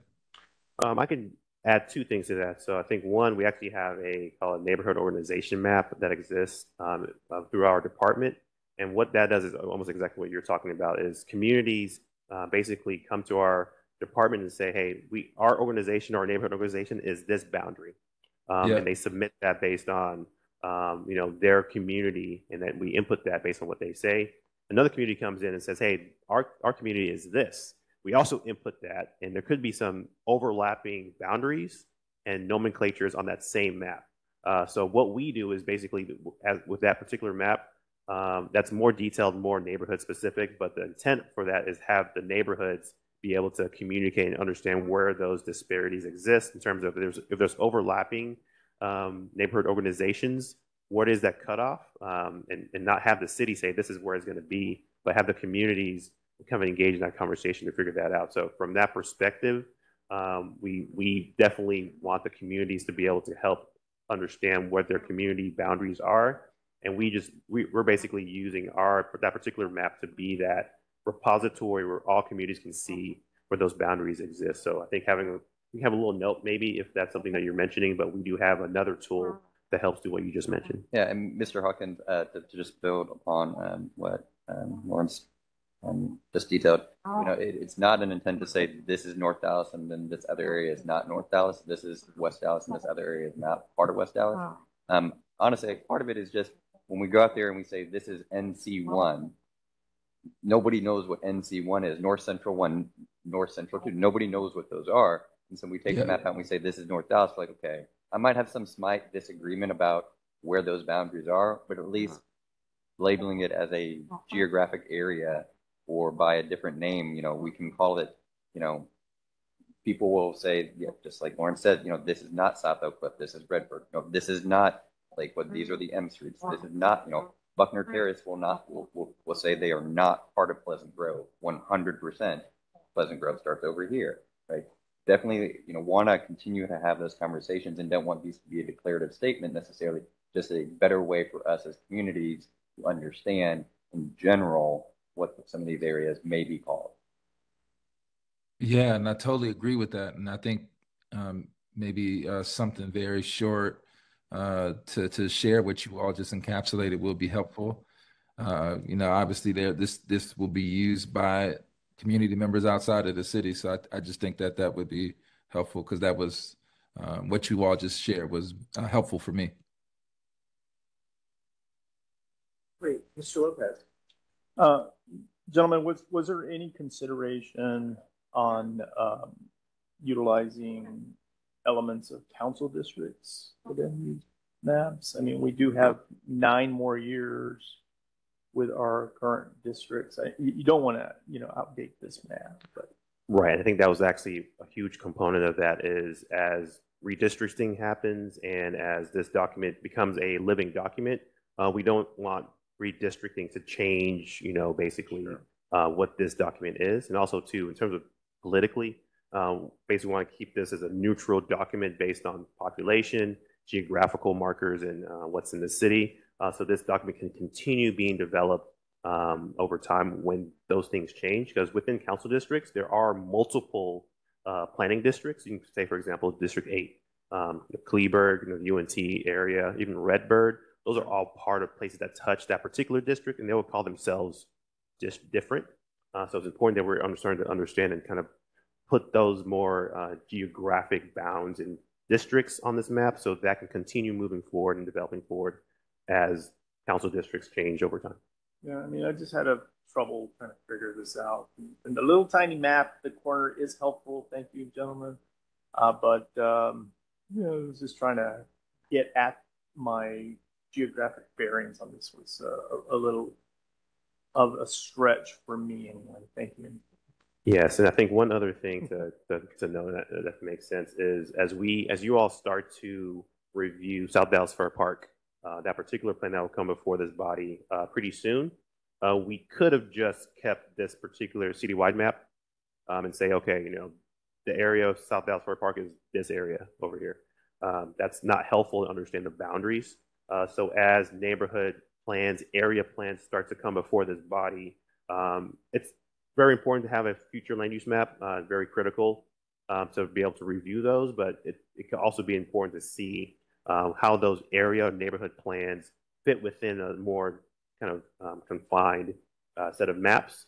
Just be able to kind of focus on what that area is wanting to do moving forward. So that was kind of the intent or thought behind it. But again, we're still playing with the utility of these maps. Thank you, Mr. Lopez. Ms. Milligan online. Mr. Agu, if I understand your first question or how you framed up the feedback you're seeking from us regarding this section of the plan, I think this this part of the plan could just live on the web.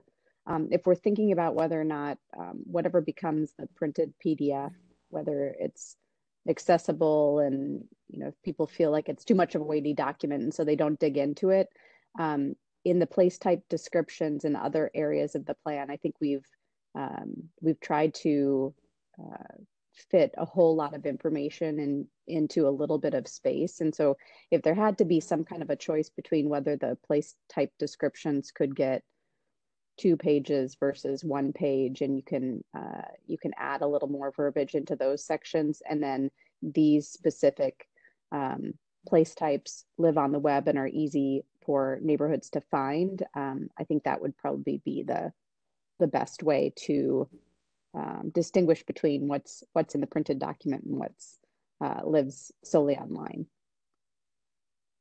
No, thank you so much. Mr. Goldstein? Lawrence, one more thing kind of related to the pedestrian bike trails and kind of graphically how that reads.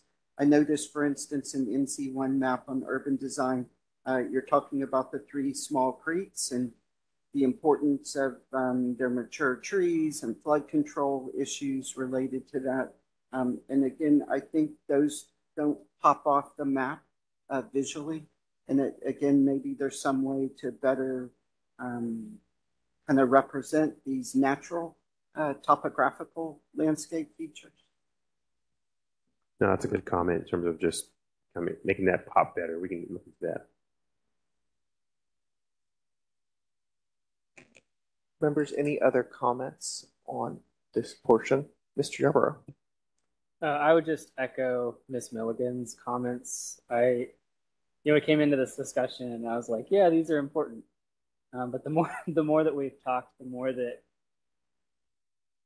I don't know if the utility serves enough purpose. Because when I think about the work I do with neighborhoods, and I'm like, this is not like you can't zoom into this in a way and get to the detail that you could like on the map online. And so when I'm thinking about how I would actually use this, I don't think I would even go to this. And I think to Mr. Hawkins' point, it also brings up a lot of issues with how do you define things, how do you name things. And I think that's just a lot of additional stress work. You have a lot of additional place type and urban design language in here that you had to craft. And I don't know if it serves the purpose as well as maybe some of those elements that could be put into map form in some way. I don't know. Yeah, yeah. No, I appreciate that. I think you're, again, going back into our conversations online. Basically, some are like, no, we don't need these maps. And some are like, oh, they could make sense. So that's why we're bringing that before you all. And I do appreciate that as well. I think one other comment that we mentioned too is talking about accessibility of the information printed. Everybody does hopefully has access to the internet. So we want to make sure that when a document does get adopted, printed, archived, if somebody wants to come in and maybe that's the only way they can come and see the information, being able to have a little bit more information versus just a citywide. So that's also one thing we're talking about. But again, that utility piece is that if they do come in, we can just show them the map on a computer. So thinking about different ways of showing that information as well makes a lot of sense. Any other questions, comments on this piece? We've been going about 2 hours. Why don't we take a quick 5-minute break? All right, we'll be back at 10:30 a.m.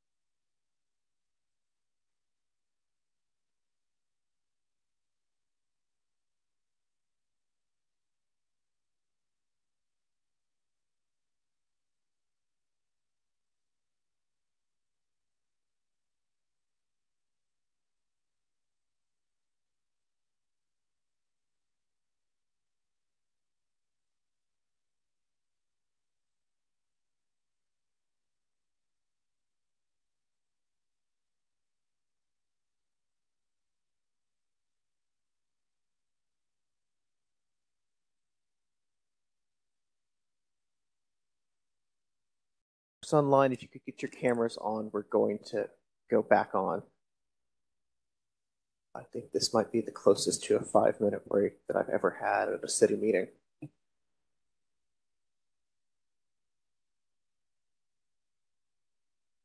All right, it looks like we have a quorum back, so it is 10:32 a.m. and CLUP is back on the record. Mr. Agu. All right, I think have we concluded our map conversation? I think we have, but I can make sure I see one more comment from Commissioner Carpenter. And I'm sorry, I had to leave the floor to use the restroom, so I missed a lot of conversation. I apologize. No worries. The headers, place type and urban design. Place type, they don't really reference any specific place types. It says under NC1 North Dallas, it says this predominantly single family residential district. But it doesn't say, traditional, it just doesn't reference place type. And over here at NC2 Far North Dallas, it doesn't talk about place types at all. It talks about transit. It seems to me what the topics these maps are really covering are transit, natural features, and landmarks. Yeah, great comment. I think that was actually a comment we have for our consultant as they were developing this for us. This was basically working draft number 1, and we wanted to have that language. How are all these place types working together in this district, and how does that define this particular district? So that was definitely, that's another layer of kind of refinement that these spreads do need, and I'm just definitely going to note that. Anyone else on this portion? All right. Mr. Agu, whenever you're ready for our next piece. All right, 1 second.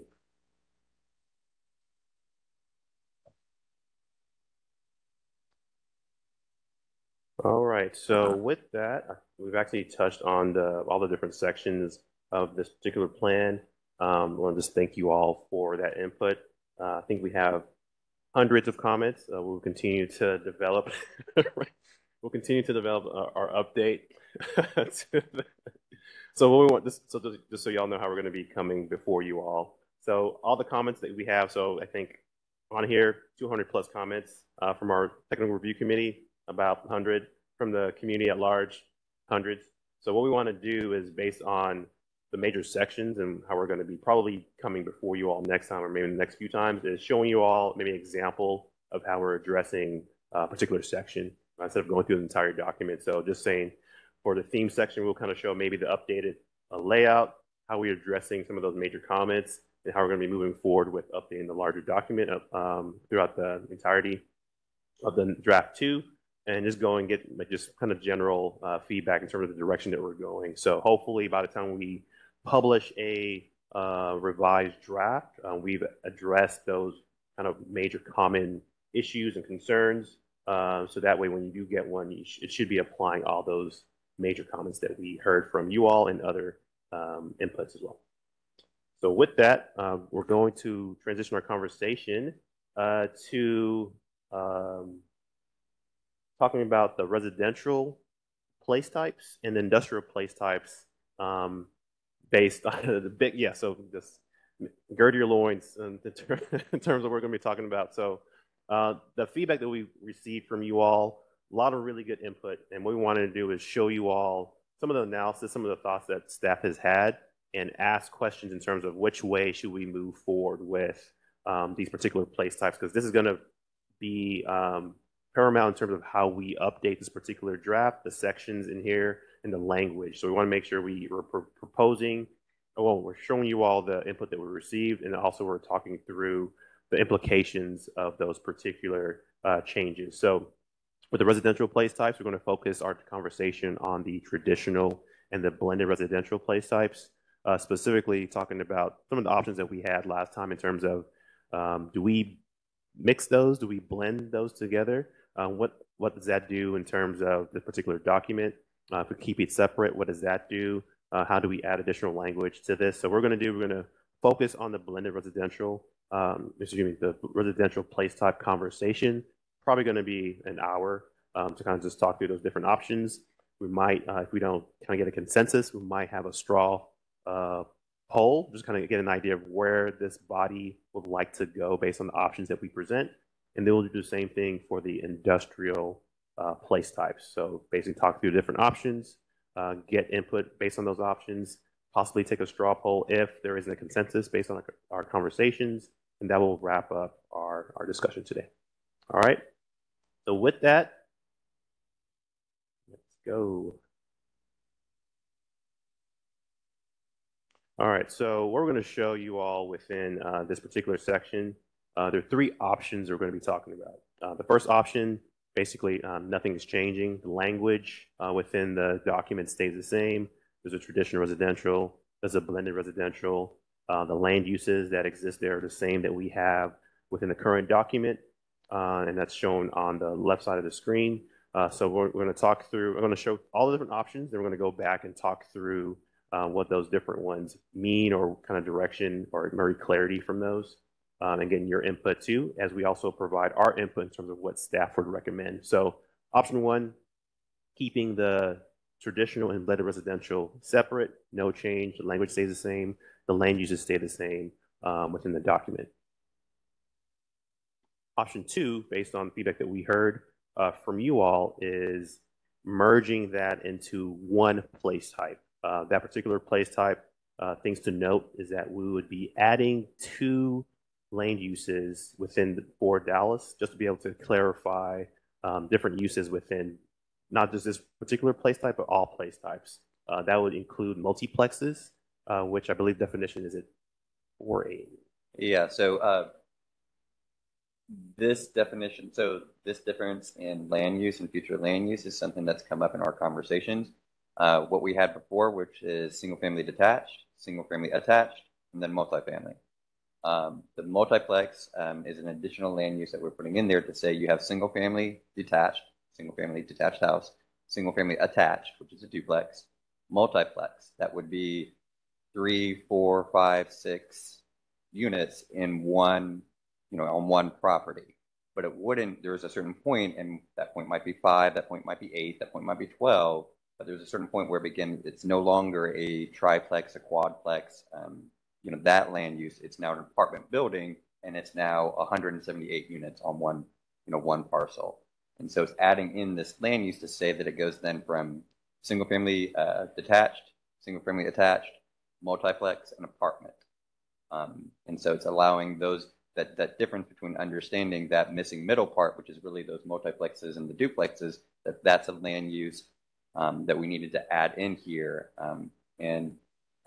Adding it in here, in this case, it would be adding it in for this one same place type that would then incorporate both the traditional and the blended place types as we've defined them now, where the biggest difference is going to be in the geometry of those neighborhoods, the layout of those neighborhoods, the infrastructure of those neighborhoods, and then the form and the scale of the structures that are in those neighborhoods.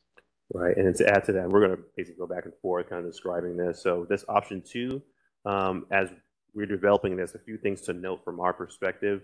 If that's a direction that we go, a few things to just note. The community that has seen traditional and blended throughout all this time, showing them a blended place type that has both of them together, that might cause some concern in terms of now, are we now blended becoming residential, traditional, or traditional becoming blended?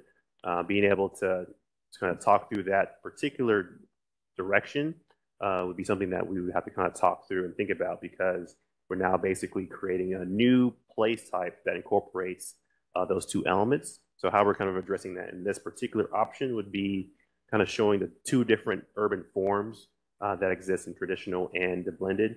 One more the curvilinear form that you see, and also the other one is more the gridded form that you see as well in more older neighborhoods. Both neighborhood forms would be including the multiplex land use by default as a primary land use.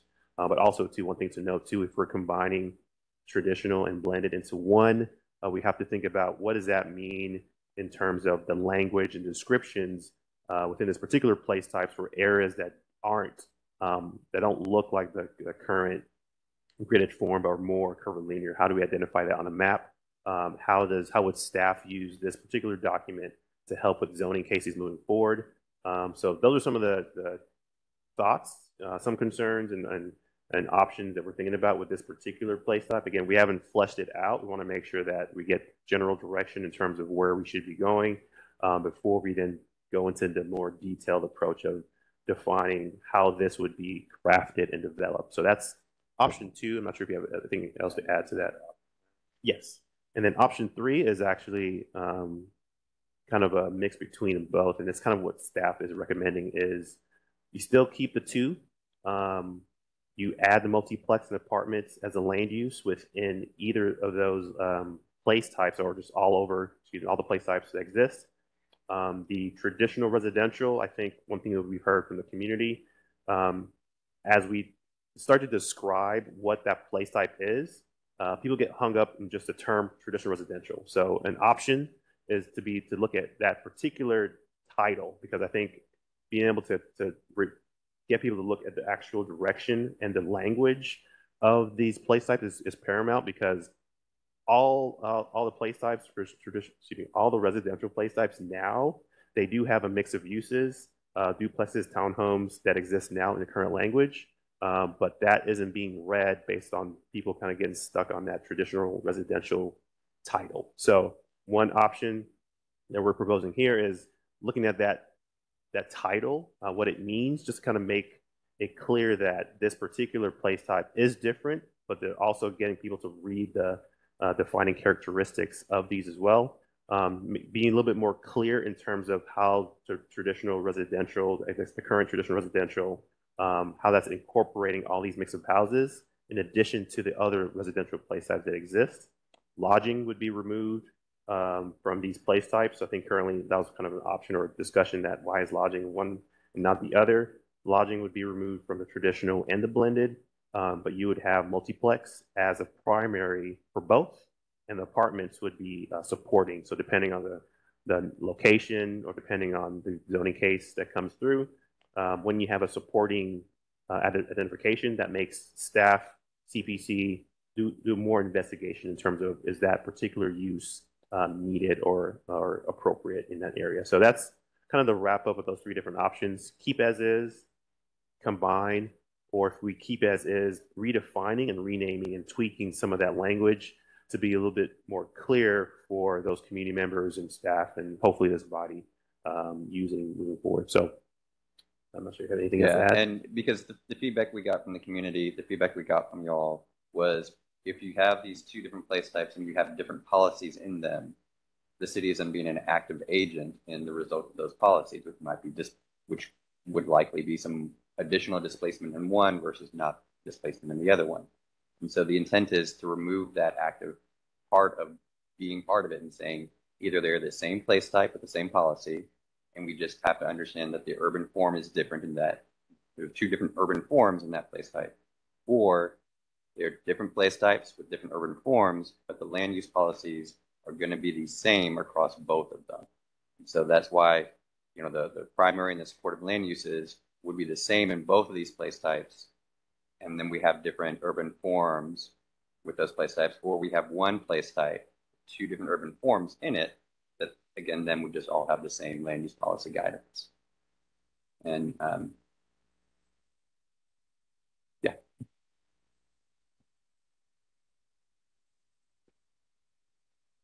We want to take the first cut. Mr. Barrett. I really like what you guys have brought to the table. I mean, option 1, just keeping it separate. Don't love that.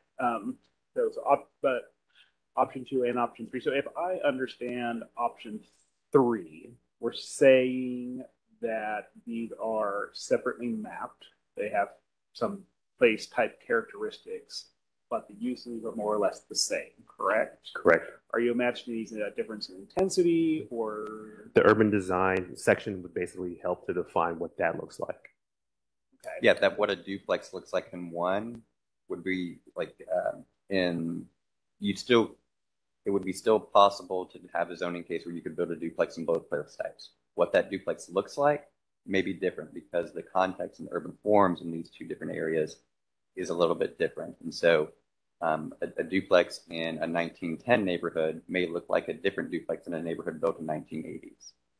Sure. I am more curious about how you're imagining this playing out in terms of just use a broad measure like dwelling unit per acre. Are you imagining something? Because when I think about flexes, which I think is a great attempt to bridge the gap between 200 plus dwelling unit per acre and a single family home, something between that. How are you guys imagining when you were having this discussion how this would play out when we do have zoning discussions down the line?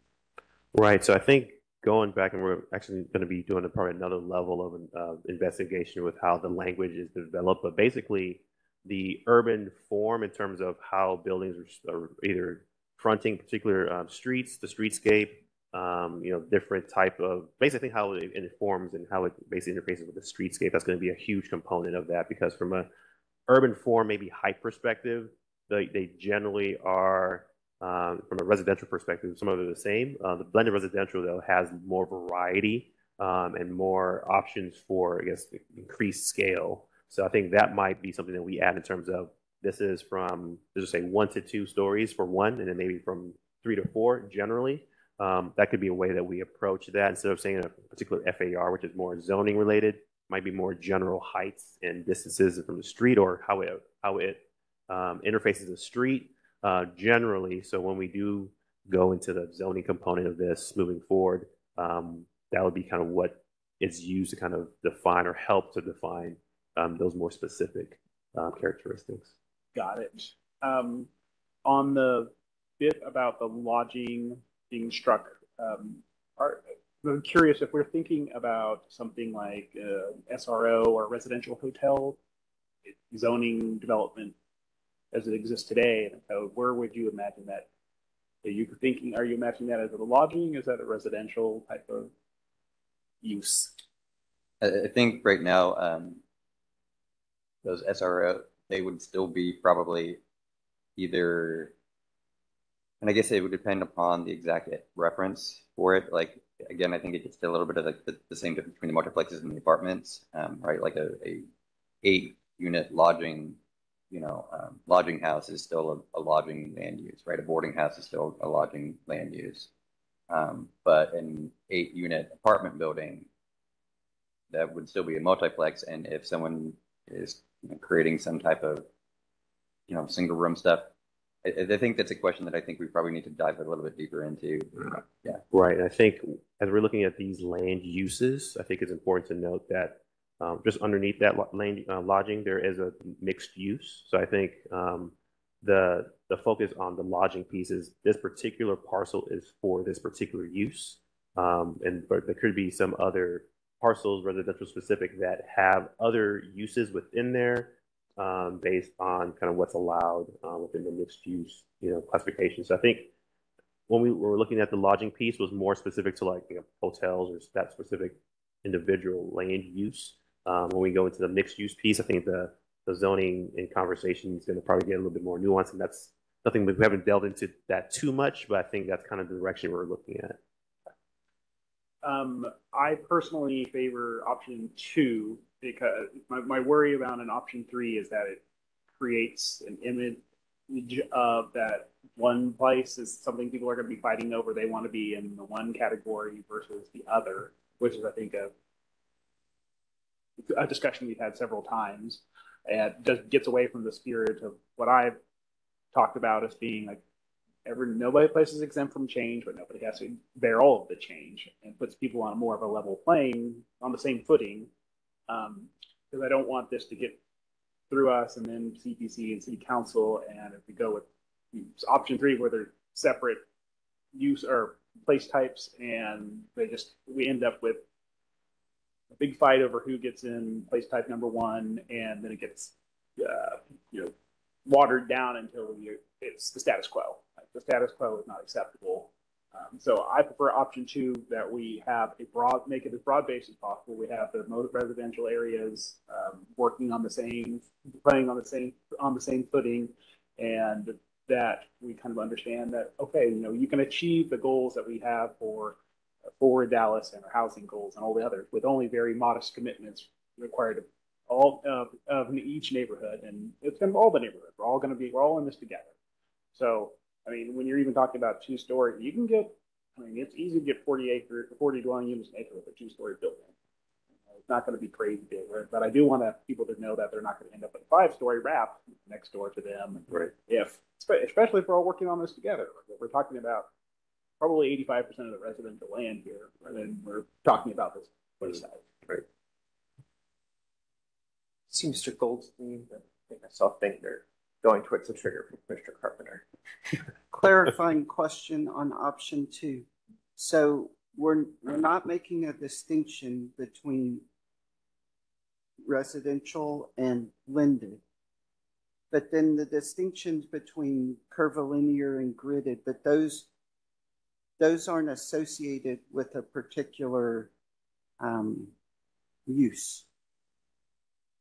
Yes, that's correct. That we're not, that a neighborhood that has a lot of cul-de-sacs and a 1930s grid neighborhood, that the land uses would still be the same in both of those place type, or in both of those neighborhoods. The difference would be the form and the geometry of those.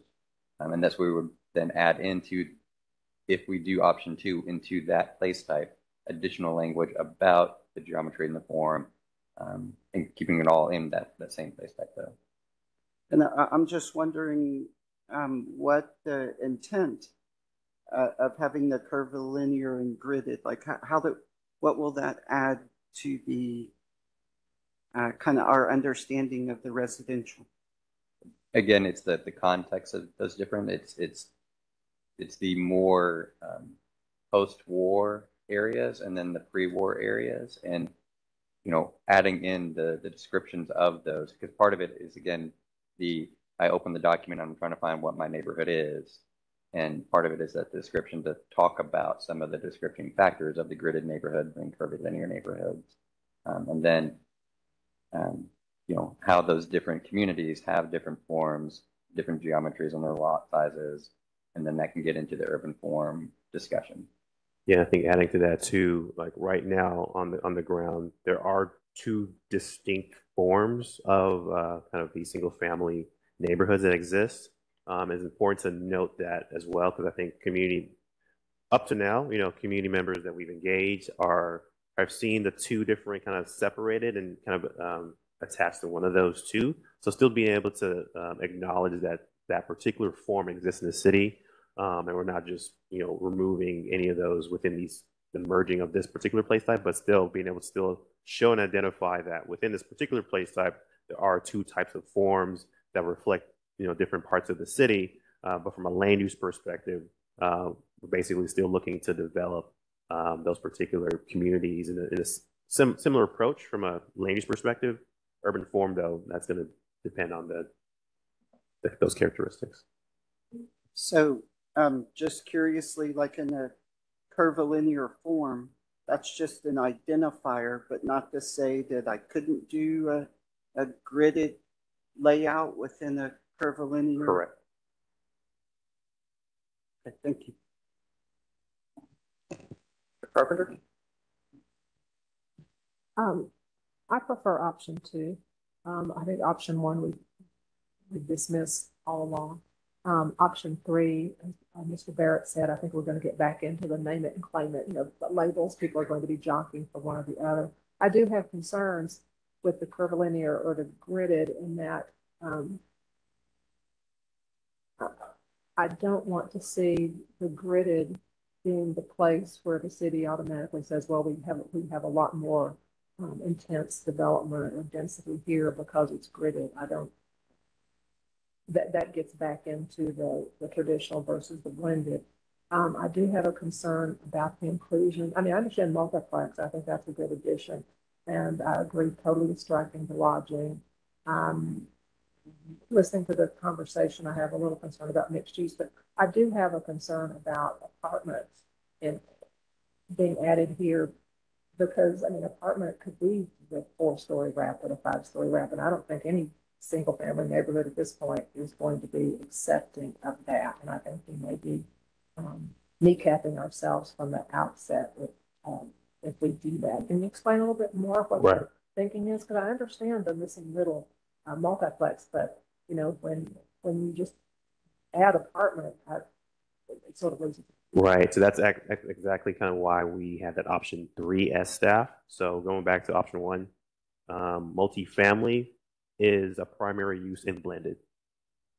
Okay. So if those become one, that's still going to be a multifamily. Still going to be that's an apartment refinement that we made, but that's still going to be a primary use within that particular place type. So that goes back to that issue in terms of there will be communities that are generally kind of lower, more curvilinear in form, don't have apartments.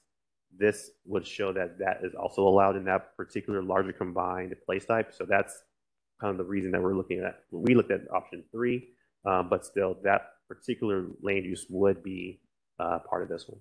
And would you flip over to option 3 for a second? Because it looked to me that the land uses were identical in those two. they are. Okay, but okay, what's the reason for making apartment like So- a secondary use in option 3, but a primary in 2? Or supporting use or whatever. So to be clear, the apartments would be a secondary or supportive. I believe what we got. Supporting, I think it is. Yeah, so it would be a secondary land use in either the one place type, or it would be a secondary land use if we split them out into 2 place type. But why not in option 2? I mean, what's the reason? I don't. So I guess we can. So I think I think the intent would be that, and we can clarify that. I think the intent would be that it would be a secondary land use in option 2. That apartments would be. And would you also be adding some very strict parameters for both Yes, of those? so that would be because there are apartments that are in, like if we look at the place type map now, there are apartments that are existing in both of these place types. Right.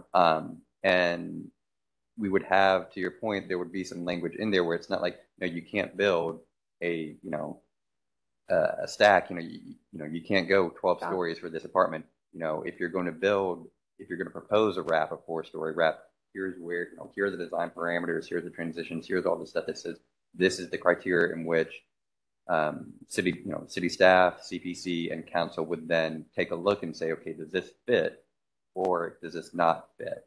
And I think that's to your point earlier about giving those neighborhoods, what they can use to say it doesn't work because here's your guidance in your own document that says you should, if you want to have apartments in this place type or these 2 place types, it needs to follow X, Y, and Z. It doesn't follow X, Y, and Z, and that's why we're not, supporting it. It's going to require very explicit, language guidance as to location and scale, because otherwise we're going to end up with, mid-block zoning changes for a 5-story wrap, and then the planner will say, see, it says apartments are okay. You're correct. I'll hop in with a few quick comments. First off, thank you, staff, for your work on this. I think it's definitely moving things in a very good direction. I'm sort of torn between 2 and 3. I like the simplicity of 2, the fact that it emphasizes that we need to have conversations throughout the city about how we meet our zoning needs, and one part,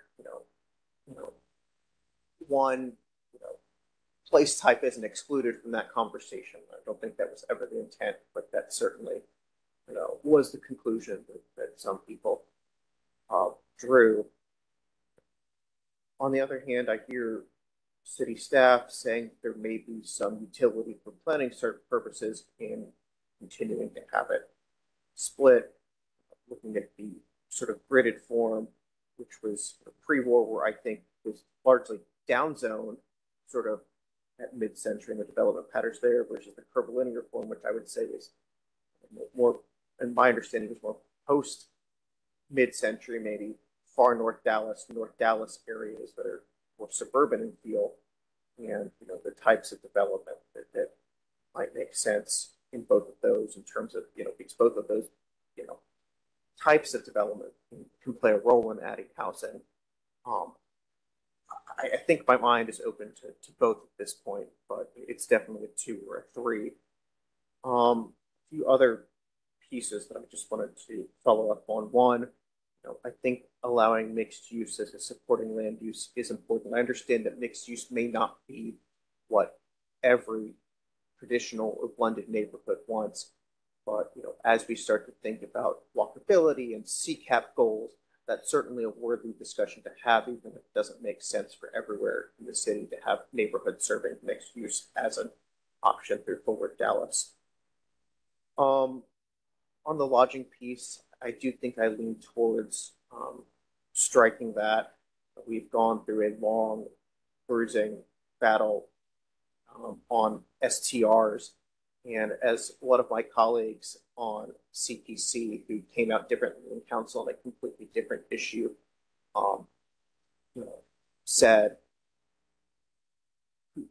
who was on the opposite side of the parking reduction for mixed income housing, ultimately said council's made their decision here, and there's not much use in revisiting it. I understand that council's also weighed in on the SROs and why I think that's a very interesting subject. That they've kind of given us a signal there, whether it's something that I was necessarily the biggest fan of or not. So I am in favor of putting lodging to the side in these two residential districts, no matter what it is. Two more comments. One, the term multiplex, it wasn't immediately apparent to me what that meant. Maybe it just because I'm a child of the late 80s and early 90s, but when I think of a multiplex, I hear Latin prefix, Latin suffix. It's a 16-screen movie theater somewhere in the suburbs. Not to see that, there are probably people far smarter than I am who immediately recognizes, oh, these are triplexes or quadplexes, but maybe we can think about more some nomenclature there. I initially thought the multiplex was a larger development because my synapses weren't firing quickly enough this morning. So not necessarily a change that has to be made, but something that we're thinking about. And lastly, to potentially incorporate more complication into this, we have what we're calling multiplexes now. Let's just say threeplexes through something a little bit larger. We have at the other end of the spectrum the 5-6-story wraps.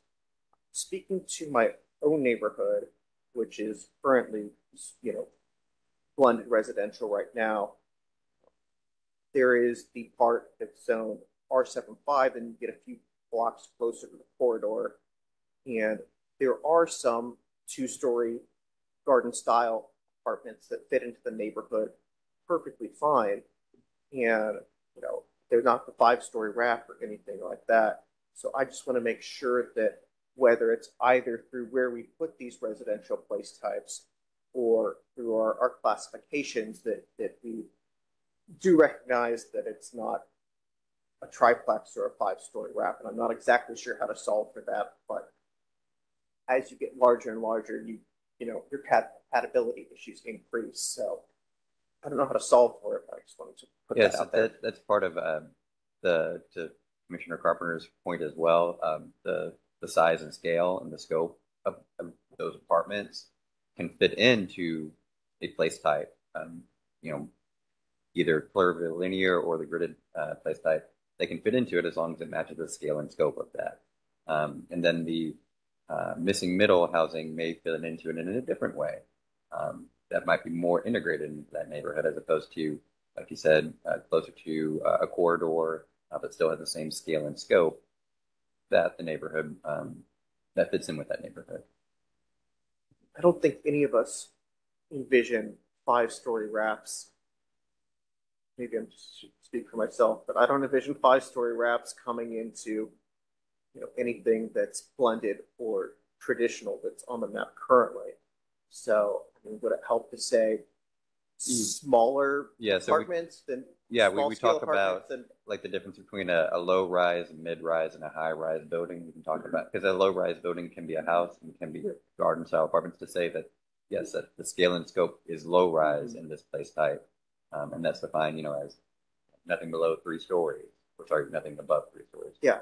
So maybe a qualifier apartment of some sort plus some sort of different terminology for multiplex, although I realize that could just be my brain firing in looking in a different way there.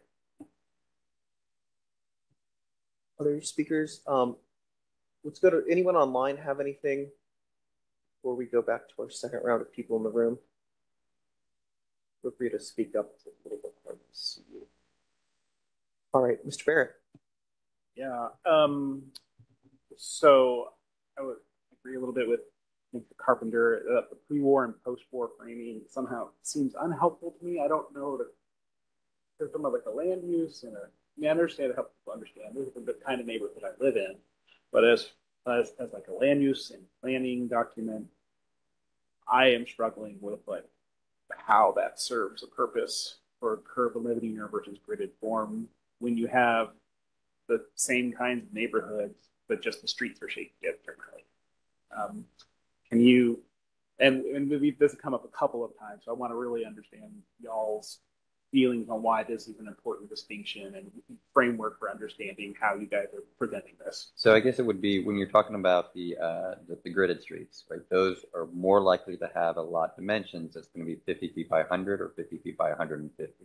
You go to the curvilinear ones; those are going to be more likely to have geometry that's 75 by 100, 80 by 95. But the geometry of those lots are a little bit different, and how you would then go about creating housing in those areas, that housing might be the same land use, but it might look a little different, like the placement of garages where you're going to have driveways. You know, everybody has seen the duplex that's two garages and then a housing above it, which universally seems to be somewhat disliked in Dallas. And so it's understanding that when you have those different geometries, that a duplex in those different geometries might look different. And how is it going to look different? And how is it going to be, you know, work within that context of that community? And so that's, I guess, the way to understand the scale and the scope is to say that because they have different geometries, the scale and the scope, they were built differently, and to fit into that scale and scope, they would be built in the future may need to be different as well. Yeah. So I was going to say, in terms of, I think you touched on the staff perspective. I think from a community perspective, just thinking about a suburban neighborhood versus something like you know, the M streets or even somewhere closer to, you know, Swiss Ave, where it's different. It just feels different. The form is different. How the buildings are approaching the street is different, and that also affects how your neighbors interface with the street, play outside, etc. So I think we want to be able to say that there is a distinct form difference in those two, and being able to say that if we're combining it into one, how do we still address the fact that these are actually still, from a form perspective, different if we're going to be combining them into one place type. So we still want to address that. Like if I walk through Kid Springs, right, that's going to feel a little different than if I walk through Preston. It just does. They're built at different times.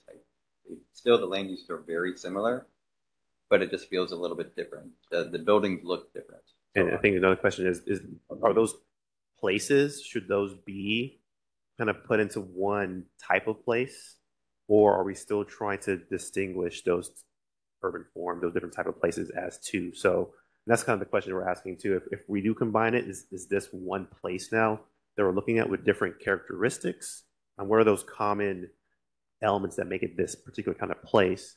If not, separating it, that kind of helps us with identifying that as well. So are you imagining this curvilinear or gridded form playing out practically as different design standards, or I'm wondering how you're imagining it being used in a practical sense? Yeah, so it would be different design standards or different design guidance, because again, the house in Kid Springs looks different than the house in Prestonwood, and so if somebody wants to do a new house or a new structure there, it needs to be reflective of, you know, the housing that is there, or at least somewhat compatible with it.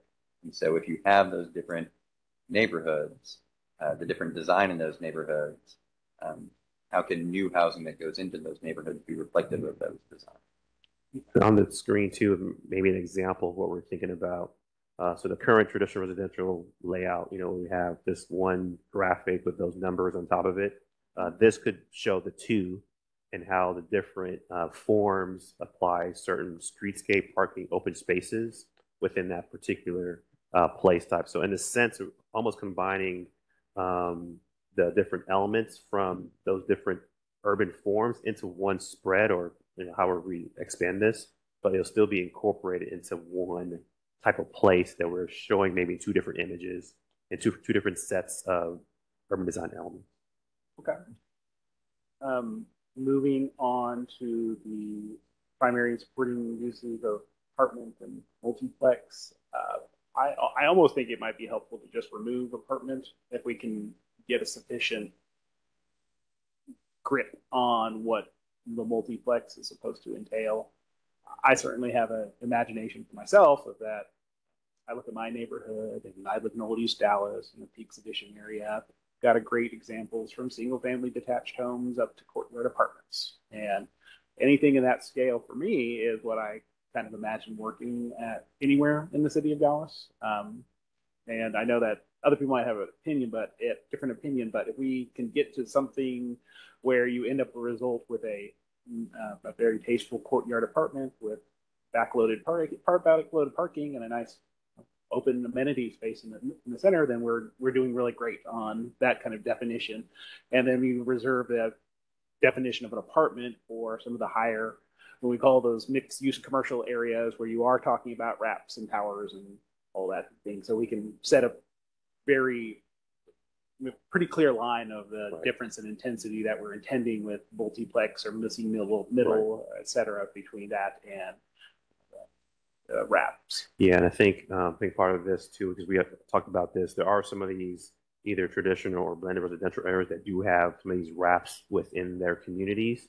The larger place type wouldn't be a city residential; it'd still be more single family. But there are locations and pockets of where you do see that apartment that is higher than the multiplex, but isn't the primary land use. So I think maybe, as we mentioned before, maybe updating this to make sure it's showing as that supporting use, not just striking it out, but having that particular understanding that these place types could still, depending on the scale, context, form, etc., still have an apartment complex that exists within this place type, but isn't the primary use. Yeah, because the one thing to be very cognizant of is if we take out apartments and we're saying this place type, which is going to represent a whole bunch of Dallas, you can't build apartments in. And that's, we're preventing apartments from being built in so very many areas.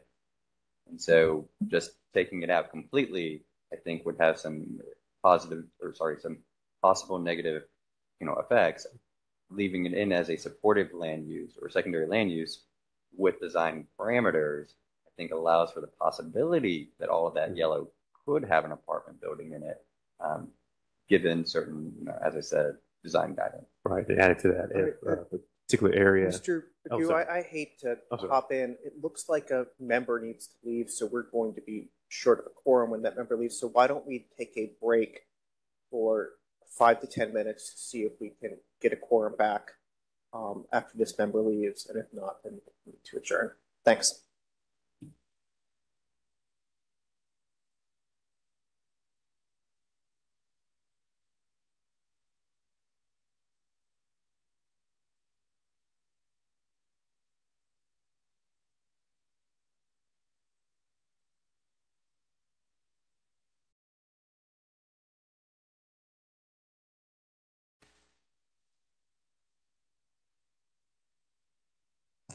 All right, folks online, if you could get your cameras back on.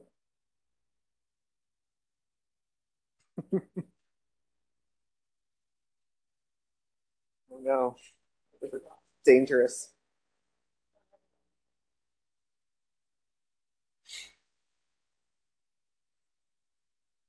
Mr. Anderson, Mr. Cannon. Okay, there's one. Mr. Cannon, Bueller.